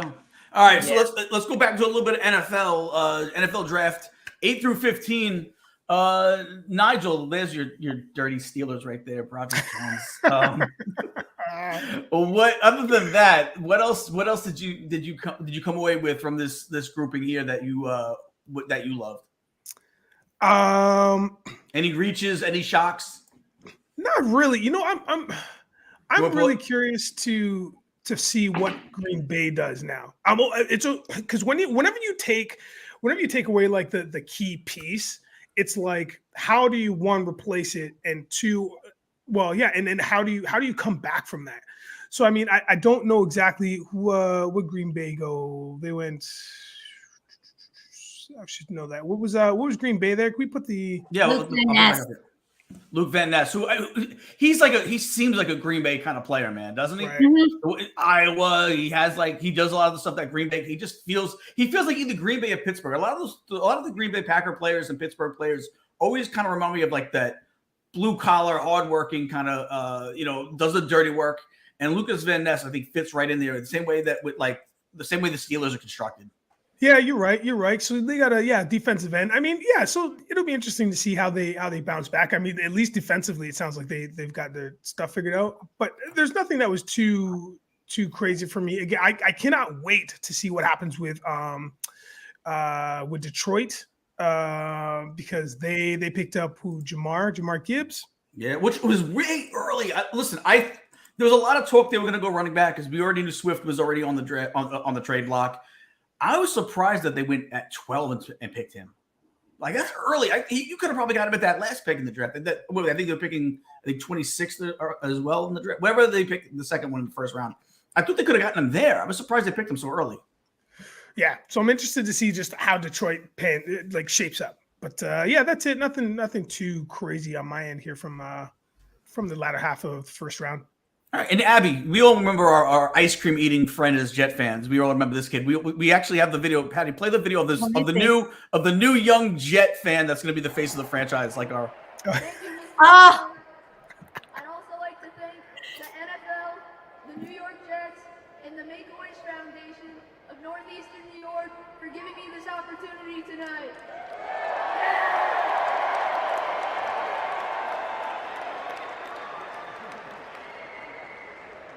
With the 15th pick in the 2023 NFL Draft, the New York Jets select Will McDonald, linebacker, Iowa State. Let's go! You know what would have been great? What would have been great if he would have been doing all that Jets, say Will McDonald. that kid kept his composure, man, because he knew. Because as soon as he said the name, you guys were like, "What?" And he was just like, "Let's go!" I don't know why I'm saying that. I think a lot of Jet fans, as Abby will tell you, a lot of Jet fans were a little confused with the pick. I was confused with it in the sense I thought I was hoping for a trade down or a receiver, but I do like the pick. But other than that, Abby, in this 8 to 15, we already got your Jet point. What other stuff in here sticks out to you? So let me go back to Kyle Stickles. That I've watched that clip so many times now, and I love it even more every single time that I watch it. I do want to say one of my co-hosts was at the draft party at MetLife. He said when the pick was announced, literally the whole stadium went silent. He said, if I remember correctly, I think he said everyone would turn to Google at that point. Yeah, and so when I look at that list that you just showed, I mean, I see all the offensive tackles I wish we could have had. Yep. And then I'm surprised Gibbs went so fast, but I know we're going to talk about it later, maybe which rookie is going to have the kind of best season. And I actually think his name kind of comes up for me. So then again, I'm not surprised at the same time, but I believe there's a stat. I mean, a lot more running backs coming out of like second and third rounds tend to be a lot better. I think Breece Hall is one of them, for example. Yeah. So they could have definitely taken him later, but I mean, it's definitely a needed position for them. Pull up the list one more time. I want to look at the back end real quick. No, none of those are surprising though.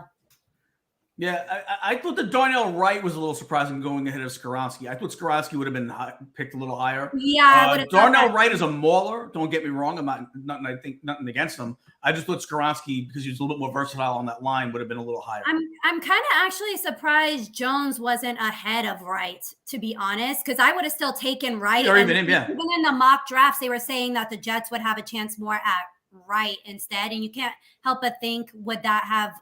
I don't know if it would have affected the order at all, but I just think the running back was a little bit higher, but definitely needed position for them. I wonder if I think also might have been the fact that Bijan Robinson was already off the board and that made Gibbs the obvious next choice is maybe why they went that route. Like, would they have hopped on Bijan Robinson if he was there, or would they have said, okay, we have time to pick a back because the first guy on the board is still there, and then maybe they really loved Gibbs at that point. Again, a high spot to take him. He's going to be, I think, again, I agree with Abby. I think he's going to be good. And with running backs, listen, running backs are that's the type of position in football where you can kind of plug them in as rookies, and they're pretty much good to go right from jump. They don't need, there's not as much of a learning process like it is for a quarterback or a receiver or a defensive back. Those take, a few years to develop, but you can put a running back in there. Running backs are pretty much good to go from day one. But Caleb, what's your take on the 8 through 15? I was already just happy because of what we got. So we got Jalen at 9. I was like, I'm good. Like, because you were in euphoria. I think he's the best defensive player in the first round. I really think he was. And so for us to get him, like he fell that far is phenomenal. So I'm really excited. But I also my thing with I thought the Jets should have done. I would have expected more from them. There was plenty of wide. I think you either go offensive line or you get a wide receiver for Aaron Rodgers, because this is a passing league. You know what I mean? And I just feel like that pick was less than optimum. But then with Abby giving me that insider information that I would have never known about, that the entire stadium went silent. I mean, somebody should have played the Conor McGregor meme. Who the fuck is this guy? You know what I mean? Because I'm telling you, and I'm not mad at the GM for the Jets, because he did everything he could to get A-Rod and he got him. So it's that. But you got I would have hoped to go different, because I'm not a Jets fan, but I'm a big fan of Aaron Rodgers. So I want to see him do well, because when quarterbacks leave teams, it's like you want to see your next relationship be horrible, and you know what I mean? It's like that kind of thing, and I don't want that for him. I want to see him do well, at least have the opportunity to. So I was hoping that he would have either got a lineman or a wide receiver or something like that to really help in today's game. But hey, McDonald may end up being the man, and we could all end up being wrong, and it could be the greatest pick the Jets his highlight reel is great, and when he's in competition, there is no competition. And the thing is, we have all these dynamic quarterbacks in the AFC East. We're going to need that. So if that helps us win games, as long as it keeps all the quarterbacks on their asses, that's fine by me. That's my take on it. Is he's an athletic, he's a freak of nature. He really is. I mean, they showed him hop over vans. He was jumping over vans. He's doing backflips. He's running up walls. I mean, a lot of these clips, and which again, it's different. It's not football field. It's on a football field. I get it. But even when you look at his highlight tape on the football field, he's going to be a problem for a left tackle. He's really going to be a problem. So I do expect him to be really good. It just wasn't a place where we had a weakness, where we needed to add, we needed anything else. That's my only knock on it. Yeah. But I do think he's going to be let me put it this way. I think he's a future sack leader for the Jets. I think he's a guy that's going to get double-digit sacks. He's going to be a future sack leader for the Jets, maybe by year 2 even. I don't think it's going to take him long to do it. So I do like the pick in that sense. And just I do want to shout out to Abby's other show. We never really mentioned your other show, but they do a great job. They break down the Jets, and she works with 2 Fitzes. This is me, and the other guy's name is Fitz as well. Oh yeah, so which is ironic. She worked with 2 Fitzes. But you know what? They do a great job, and I saw a lot of his posts. His post was like, "I don't know what just happened," kind of in his mind. Yeah, he's the one who brings that funny, humorous, what the hell type of energy. Just spits it out exactly how you want Zero to say filter. it, and that's what adds to the comedy of it. I did want to ask you, what do you think we do with Carl Lawson now? Carl Lawson, it's $15 million a year. He's on his last year with it. I mean, we could cut him. There was talk about that he was going to get cut anyway. I would try to restructure him. I like his leadership in the clubhouse in the locker room. I prefer to see if I could restructure him to save a little bit of money to help sign Quinnen. It also depends. To just cut him, you're going to eat somebody on that cap anyway, and someone else is going to go out in there and sign Carl Lawson cheap and have a quality pass rusher. And also too, what they always say with these Achilles injuries, the second year is the year where you see the most bounce back. So it's not usually the first year; it's usually year 2 is where you see that the player actually really gets back into his former what he was before. So I wasn't expecting much this year. Yeah. This is the year where I was expecting him to now kind of step out of that. Injury is good. It's an extra year past, and I expect him to be solid going forward. So I like Carl Lawson. I'm not for I like him too. I prefer the restructuring, and I think obviously now that we have McDonald coming in now too, it's a good balance between them. And then obviously with Lawson's injury and rotating between them, I think it would be good. And I would have loved to see it. And to Caleb's point, I would love to see them go receiver 2 here. And Yeah, maybe Jackson Smith and Jigba, but I also was thinking like Jordan Addison could be a really just dynamic number 2 receiver. You don't need a number 1, right? You need a number 2 right there because you already have Garrett Wilson. I thought even Jordan Addison would have been a great fit for what we're trying to run there. I thought he's so electric when he's on the field.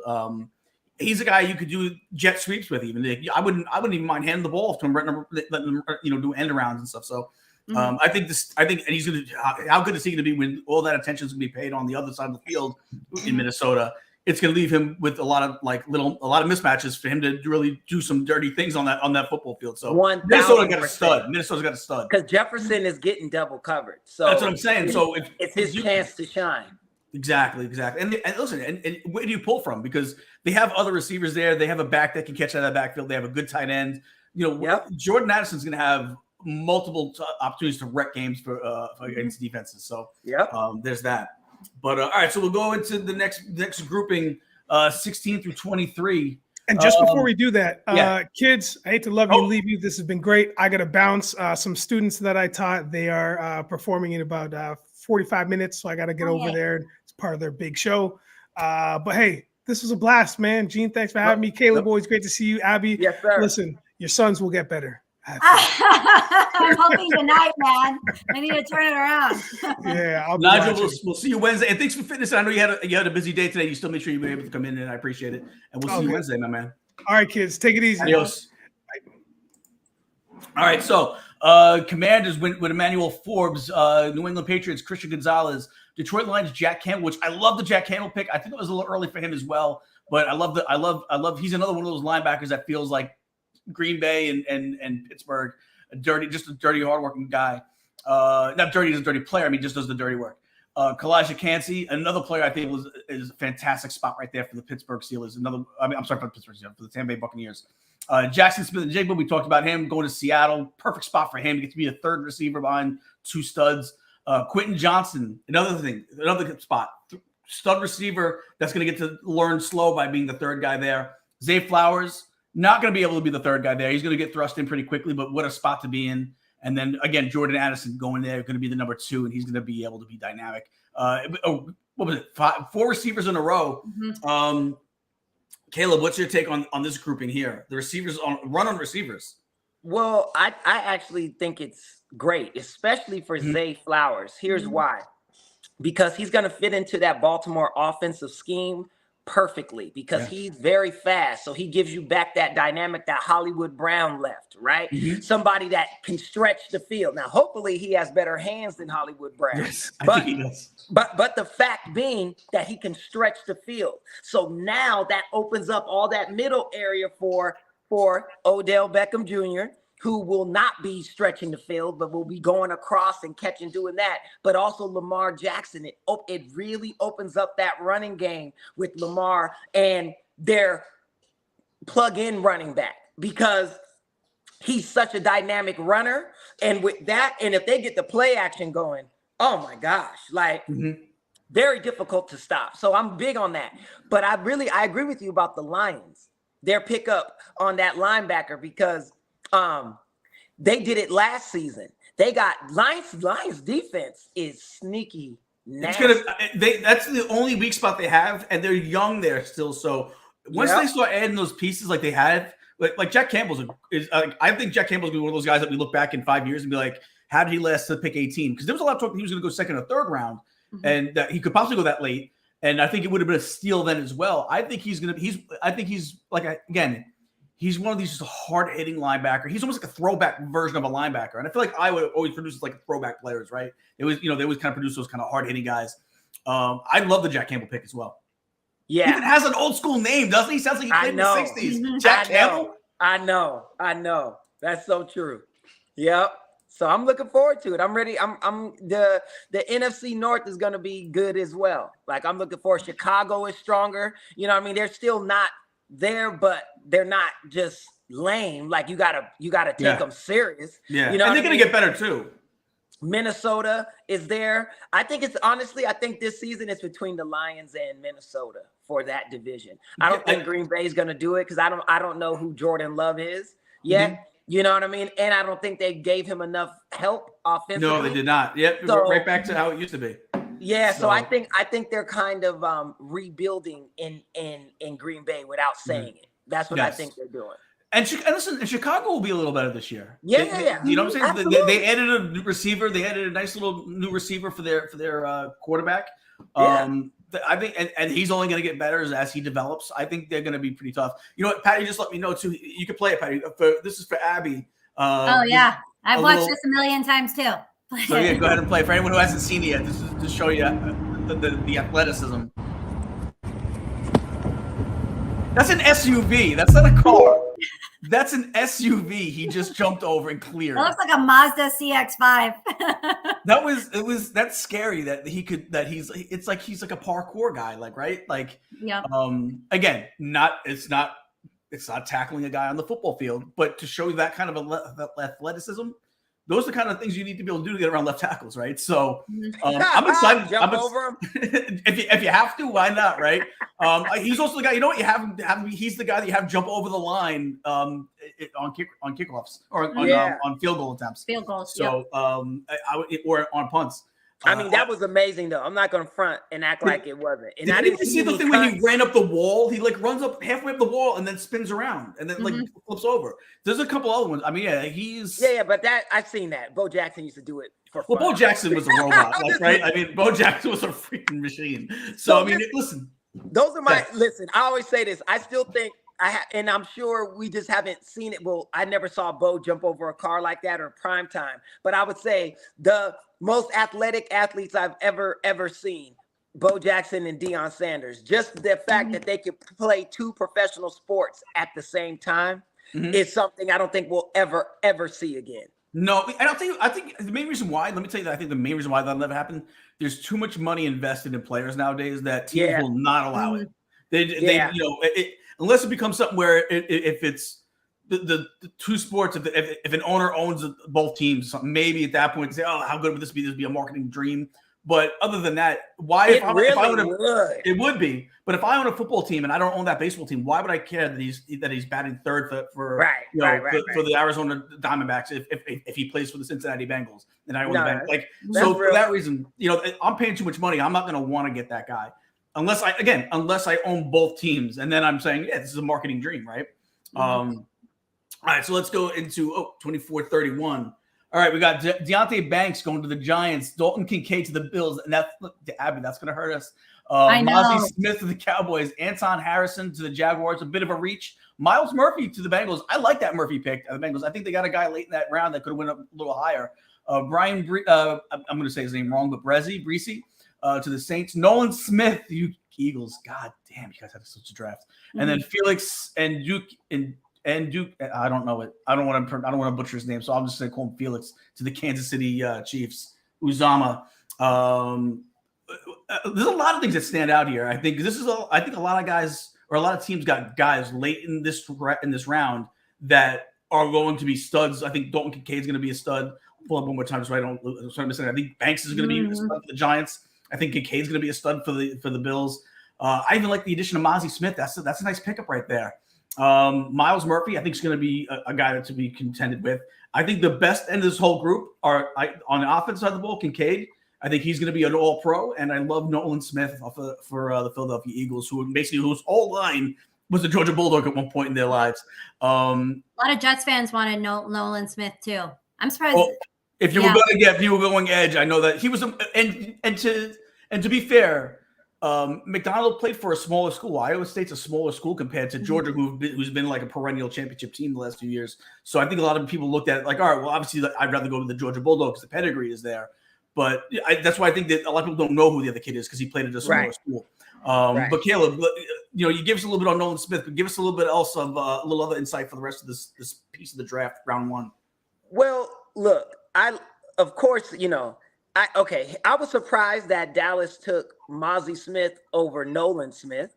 I was surprised because I thought Nolan, I was surprised because I was thinking him with Micah Parsons, tragedy. And how about this? Micah was live talking about it. And he's I'm sick to my stomach with the quote. He was like, I'm devastated because that takes so much pressure off of him a 1-2 with somebody like that would have been nasty, but good thing they didn't because they're Dallas, so they don't ever make the right decision. So that's very good. I'm glad. I really like Kincaid, though. First of all, his last name is dope. Now, that's a great name. That's a great name. The only like great names in sports people don't talk about. My favorite name in sports history, Mo Cheeks. Former Nick and 76er. But outside of that, I'm saying he was a former Nick, former 76, and Maurice Cheeks. That's right. But again, I think Kincaid going to the Bills that's like that. They have all the firepower in the world. Like they're right up there with Miami as far as firepower, right? Mm-hmm. Like offensively, and it's gonna be interesting. But the best defense resides in New York and the AFC. Yes. Mm-hmm. So it's gonna be a chess match. And to me, the best quarterback in the AFC East resides in New York as well. I don't care about all that. I don't care. Aaron Rodgers is better than Josh Allen.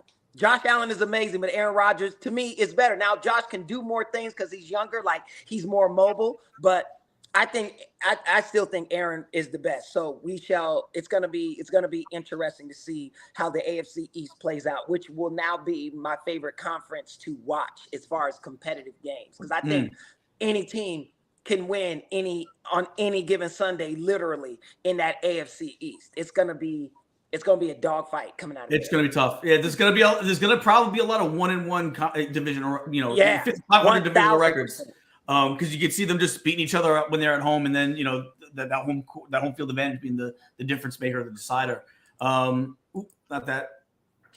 So what about you, Abby? What do you see in this grouping? What sticks out to you the most?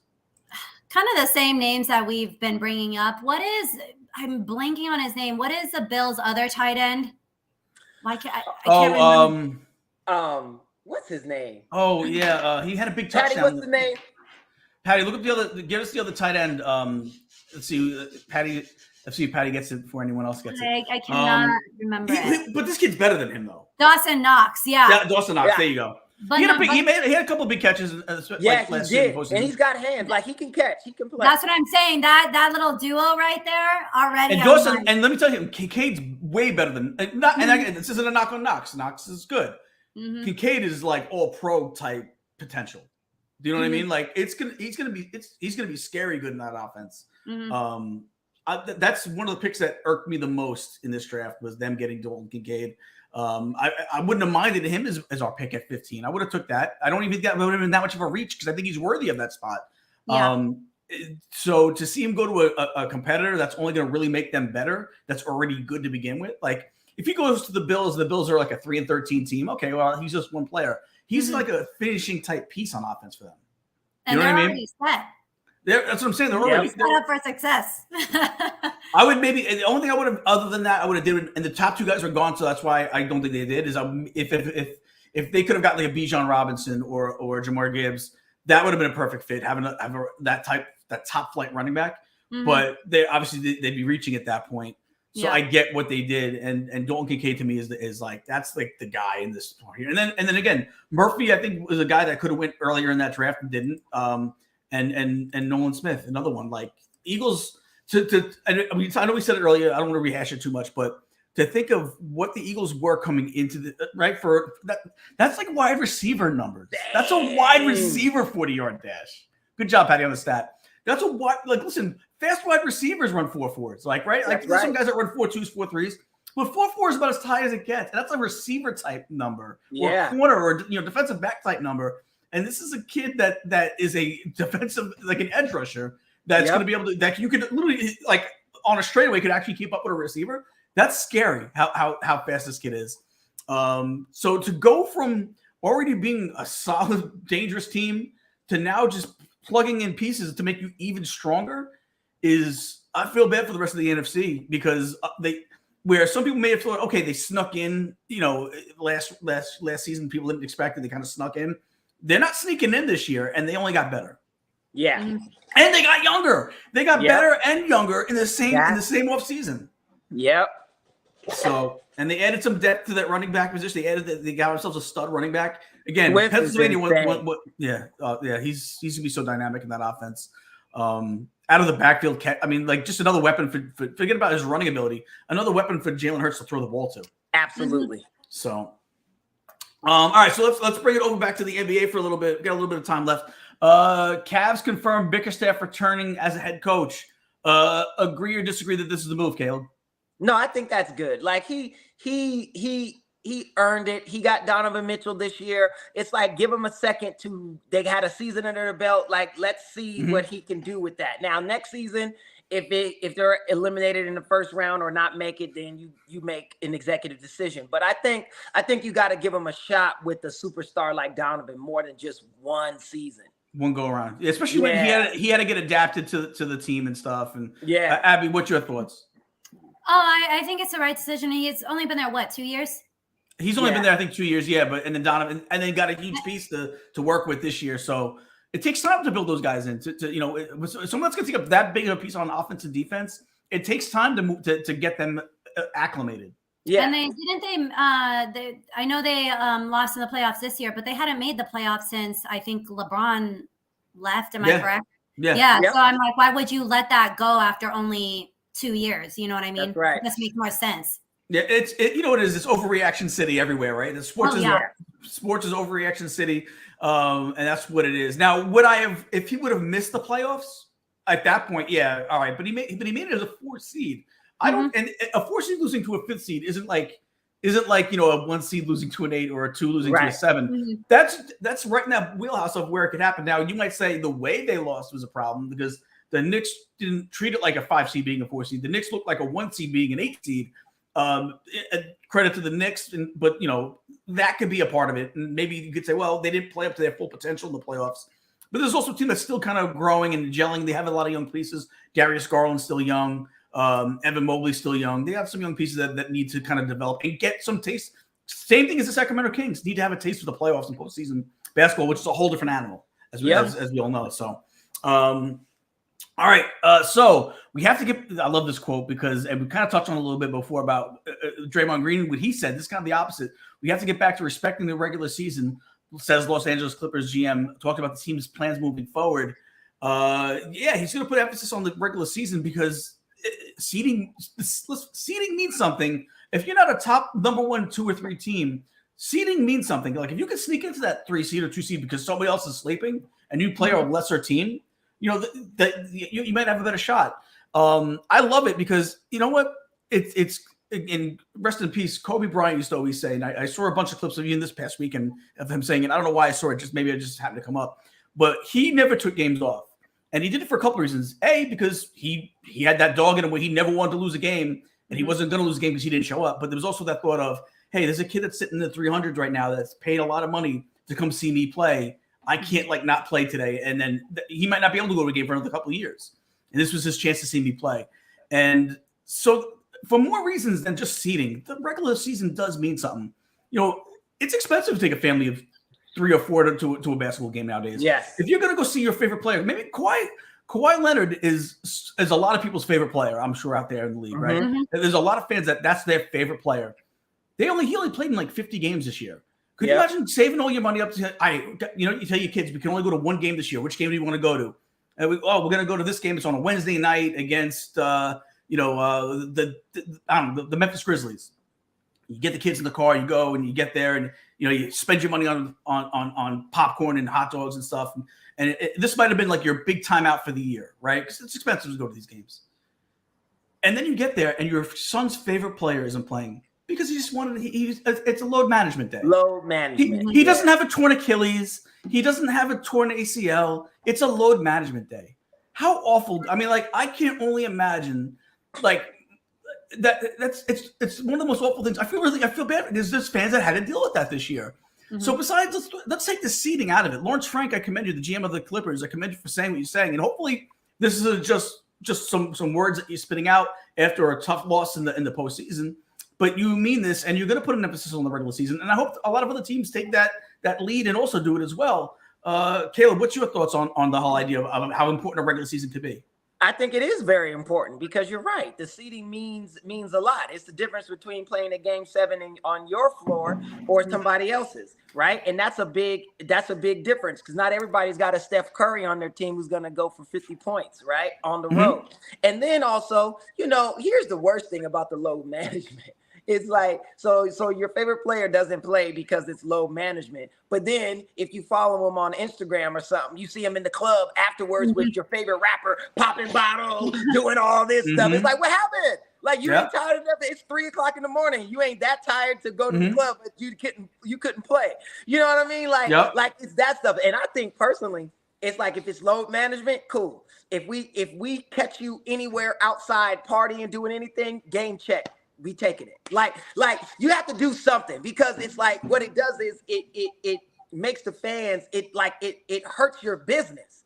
You know what I mean? Yeah. It really does. It's like you can't serve cold food at restaurants. You do it more than once, twice, 3 times, word is going to get out and your business is going to suffer tremendously. You know what I mean? And it's like they gotta figure this thing out. And I understand the game is different. The game is faster now. The players are more athletic. It's all of that than what it used to be. So versus, you could play more with injuries back in the day because the game was slower than what it is now. Totally understand it. But at the same time, you're getting paid almost quadruple to 10 times the amount. Magic Johnson thought he was the man with a $25 million contract for 25 years. Okay. And he thought he was rich forever. That was $1 million a year for 25 years was his deal. That's like not even league minimum now. Yeah. Right. Look like if anyone's seen winning time, he fought for that $600,000. He threatened to go back to school for that $600,000 contract. $600,000. Could you imagine if you try to offer a rookie coming out of college now $600,000? That's how you get him to stay 4 years. You just lower the price that much. But how about this? You can even fix it for inflation. So let's just say 600,000 then in 1980. Let's times it by 3. Let's say 6 times 3 is 18. So this is say, okay, cool, $18 million. You can't get a player of Magic Johnson's caliber for you need 40 million, 50 million these guys are making nowadays. That's right. So like that's what I'm saying. It's astronomically different as far as the numbers are concerned. You gotta have your bargain. Now, I understand the only thing that combats it is that we want to be ready for the playoffs. But then you're not even playing then either. I mean, Kawhi had the torn meniscus. Okay. I mean, and I get it, but I still feel like, damn, you know what I mean? But hey, because even if he played and they would have beaten the Clippers, beaten the Suns, he may not have been able to play the next series. So I understand it. But again, I don't like it. I don't like the load management. It's kind of like anyone's seen the movie Chef. To quote Dustin Hoffman is, if you bought Stones tickets and they didn't play Satisfaction, wouldn't you want to burn the place to the ground? And it's the same thing. Like if I'm going to a game and you're healthy enough to play, you better play, man. I bought tickets to come watch you play. You better play. And so I get it where a lot of the kids, I feel bad for the kids that do say, but and that's why there's so many reasons to love what Kobe Bryant stood for as a player and as a person. And that was just another thing to love about him is that not only did he play because he wasn't going to not play because he didn't want anyone to take out his team and that be the reason why, but to have enough sense to say, you know what, there's kids out there that saved up a lot of money to come watch me play. Maybe only come once a year. Maybe they can only come once every 3 years to a game. And I owe it to that kid to basically make sure I suit up if I can. And, Abby, you have a guy that plays load management a little bit over there on the Phoenix Suns. He hasn't yet for Phoenix, but he will next year. No, I know. And I agree with everything you both have been saying too. And the thing is especially with Kawhi, okay, so he has torn meniscus. But remember the days prior, we didn't know what it was, the games prior, and we're already questioning him because of how he already was during the regular season with the low maintenance. And I just think, and you guys make great points. I can't even tell you the last time I've been to a Suns game. And I probably won't because now that they're good, the tickets now are astronomical. It's like when the Jets raised the prices for season ticket holders. We haven't been in the playoffs in 12 years. What are you raising the ticket prices for? I got rid of my season tickets a couple years ago. It's become so much about money sometimes. And I think a lot of times the fans have gotten lost in it because you're right. I mean, I went to Raider Stadium, Allegiant Stadium, and a beer was $18. You know what I mean? You're paying equally just as much on all of these other things. Yep. So I can't even imagine a family kind of having to all pay together. It's like going to the movies nowadays. Yeah, movies are expensive too. But like I listen. If you go to the mom and pop theaters, and that's to go on to the tangent. I go to the I can go to IMAX. I get it. But there's also a local theater that's right around the corner from my house that like I go and it's like $6 and it's like it reminds me of the old, maybe the 80s where they didn't have all the bells and whistles. It was just a seat with the chair that folded. It was cushioned and that was it. It's one of those theaters, but I feel like first off, it's the best popcorn that you're gonna get at a movie theater. It's the best popcorn I've ever had at a movie theater. And you know what? And you're contributing to the neighborhood a little bit. It's a local mom and pop movie theater. So a lot of times I'll go to it's called PJ Cinemas. That's where I go. So I don't go to any of the big IMAXs. I will occasionally. Like I'll be actually at an advanced screening for Guardians on Thursday, Thursday night. But so that one we're going to be at a big one in Manhattan for. But for typically, I could just go to the place and just spend. I'll get the $6, $7 ticket, and I don't need all the bells and whistles. Sometimes you want it, we can recline and sit back, and sometimes I just need to watch the movie, man. Mm-hmm. So I get it. You know what? Let's talk a little bit about. To finish off the draft, at least round one, who is the stud that's going to be coming out of this draft that we're going to talk about that our kids 30 years from now are going to be talking about still? Who is the guy who is the one that's going to be is there anybody? Is there somebody that you could say that's going to be a possible Hall of Famer? 30 years from now, that's hard. I exaggerate a little bit. In 30 years, they might only talk about Steph Curry, LeBron James, Tom Brady, and Aaron Rodgers. You know what I mean? Like possibly 30 years. But all right, so I'm exaggerating. But who's that? Who in this draft, round one, do you see that could be the guy that's in the right spot, or is there nobody? But is there somebody that you could say, hey, this is a future Hall of Famer right here? Everything depends on who they are as people. A lot of people are in the perfect positions. Jalen Carter, perfect position, right? Mm-hmm. Richardson, perfect position. You see what I mean? Like even Mr. Levis is perfect position. He's behind Tannehill, right? Like you never know, because what I'm saying is one injury away, you're brought in the game, and everything can change from that. But I'm going to say, just looking at it, I think it's Mr. Kincaid, I think Mr. Carter, and I think Paris Jackson Jr. Watch. Offensive lineman. Watch. Mm-hmm. I love that. I love that pick too. Yeah. I think it can. So that's what I'm going to say. Abby, you saying Will McDonald? You want to. He's behind a solid defense that kind of already has it together. So they're already hyped up as a unit. Anytime they get on that field, that defense knows what they do their job. And it's so frustrating how the offense, the defense played. I wonder how close the stats are on this, but the defense probably played more than the offense this year. And they still went out there. Definitely did. Yeah, they still went out there tired as hell and still delivered. I mean, there was some times where we'd stop him, even though we were going to lose the game, we'd still stop him on the 3-yard line and could have them kick a field goal. That's good for me. You know what I mean? You've been on the field the whole entire game. So he is set up for success. I don't think necessarily he's going to be one for like the ages, but who knows? I would. I mean, it's kind of, who knows? It could be the next kind of similar to Quinnen Williams. You know what I mean? Okay, let me make a good point with just the good positions that everyone's in. I actually think Zay Flowers is in such a good position with just obviously now OBJ there and the re-signing of Lamar Jackson, obviously. And I think he's in a good position for success. I think the whole team now is hungry, and his stats from Boston College are through the roof. Yeah. Well, that is who I was kind of really looking at.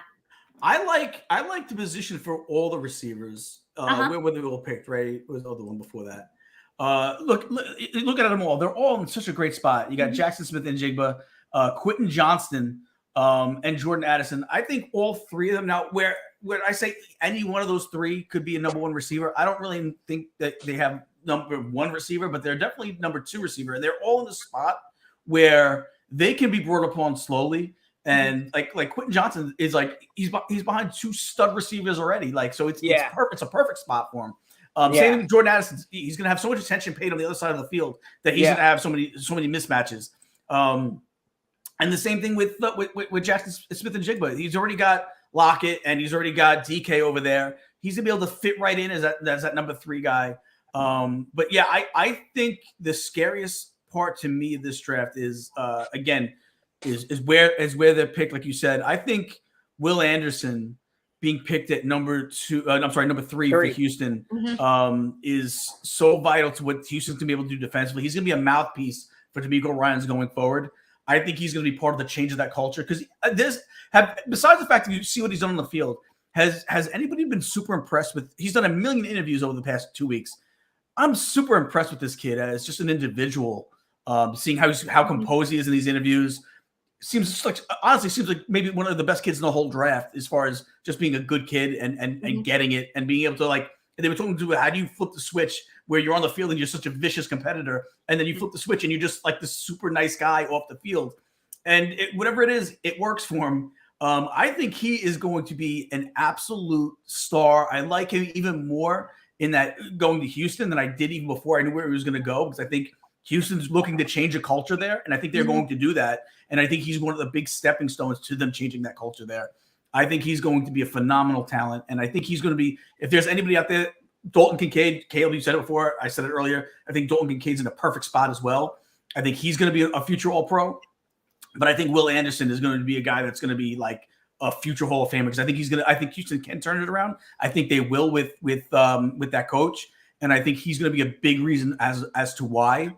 And I hope they build around him too over there on defense. And listen, DeMeco Ryans is a heck of a defensive brain, so he's going to give him every opportunity to succeed. And when you mix a defensive coach like DeMeco Ryans with the brain power that he's got as a defensive coach, coming in there and being now the head coach, and with someone that can do on the field with all the gifted ability that Will Anderson has, that's a deadly combination for offenses in the AFC South. I think Will Anderson's going to be that guy. And I'm going to go on a limb. And I'm going to say that Anthony Richardson is going to be that guy in Indianapolis. With the coaching staff that they put there with Steichler and what he did in Philly with Jalen Hurts, he's pretty much got to do the same thing here with this kid. So if this kid is coachable, he could be as good as Jalen Hurts or better. I think he's going to be a guy that you could see being a future All-Pro quarterback in his position. You can't mix size and speed like that. If he could just get the accuracy thing done and make the right decisions with the football, which you can teach, to have that kind of size and speed is a dangerous combination. And that's going to be very scary for the AFC. I hate that. As a fan of an AFC team, I hate the fact that we have another guy that's going to be a scary quarterback to have to deal with. We're already lopsided with the quarterbacks in the AFC as opposed to the NFC. This is just another guy that I think is going to be like just a vicious, nasty player for the AFC as a quarterback. I think he could be he's kind of like my dark horse as far as someone that could come out of nowhere and be like a Hall of Fame type quarterback coming out of this draft. What's that supposed to mean? What do you mean? What did I say? I'm just teasing. You said because he's black, and you said we knew it. That is an expression we've heard. I'm just playing. That's how sensitive people are. Doesn't get me canceled. But listen, I agree. And let me tell you, if I was Jim Irsay, the first thing I would have done is connect him on text with Peyton Manning. He is your new mentor. Yes. You don't talk to me. Talk to him. Any questions? Call Peyton. You know what I mean? Like I would send my jet to pick him up and take him directly to wherever Peyton is. Yeah, and that's who you hang with. And you like that. Because he, you know what I mean? And I think and Peyton Manning seems, I've never met the man, but he seems to be like the coolest dude. I love Peyton Manning. Yeah, I think he would embrace being a mentor for that kid because that dude can do everything Peyton wished he could have. Yeah. Like run and all of that. Could you imagine how great Peyton Manning would have been if he was mobile? Scrambles. Wow. As dangerous as he was. But let me tell you something, Richardson, if he can be coached up, can be that good. I really do believe, and I've been saying this since the beginning of the draft process. He was like my guy. I'm saying he's the guy that I know no one's really expecting. I know he got picked higher than a lot of people thought. People had Levis ahead of him. A lot of people think Levis might have been a smokescreen for a lot of teams.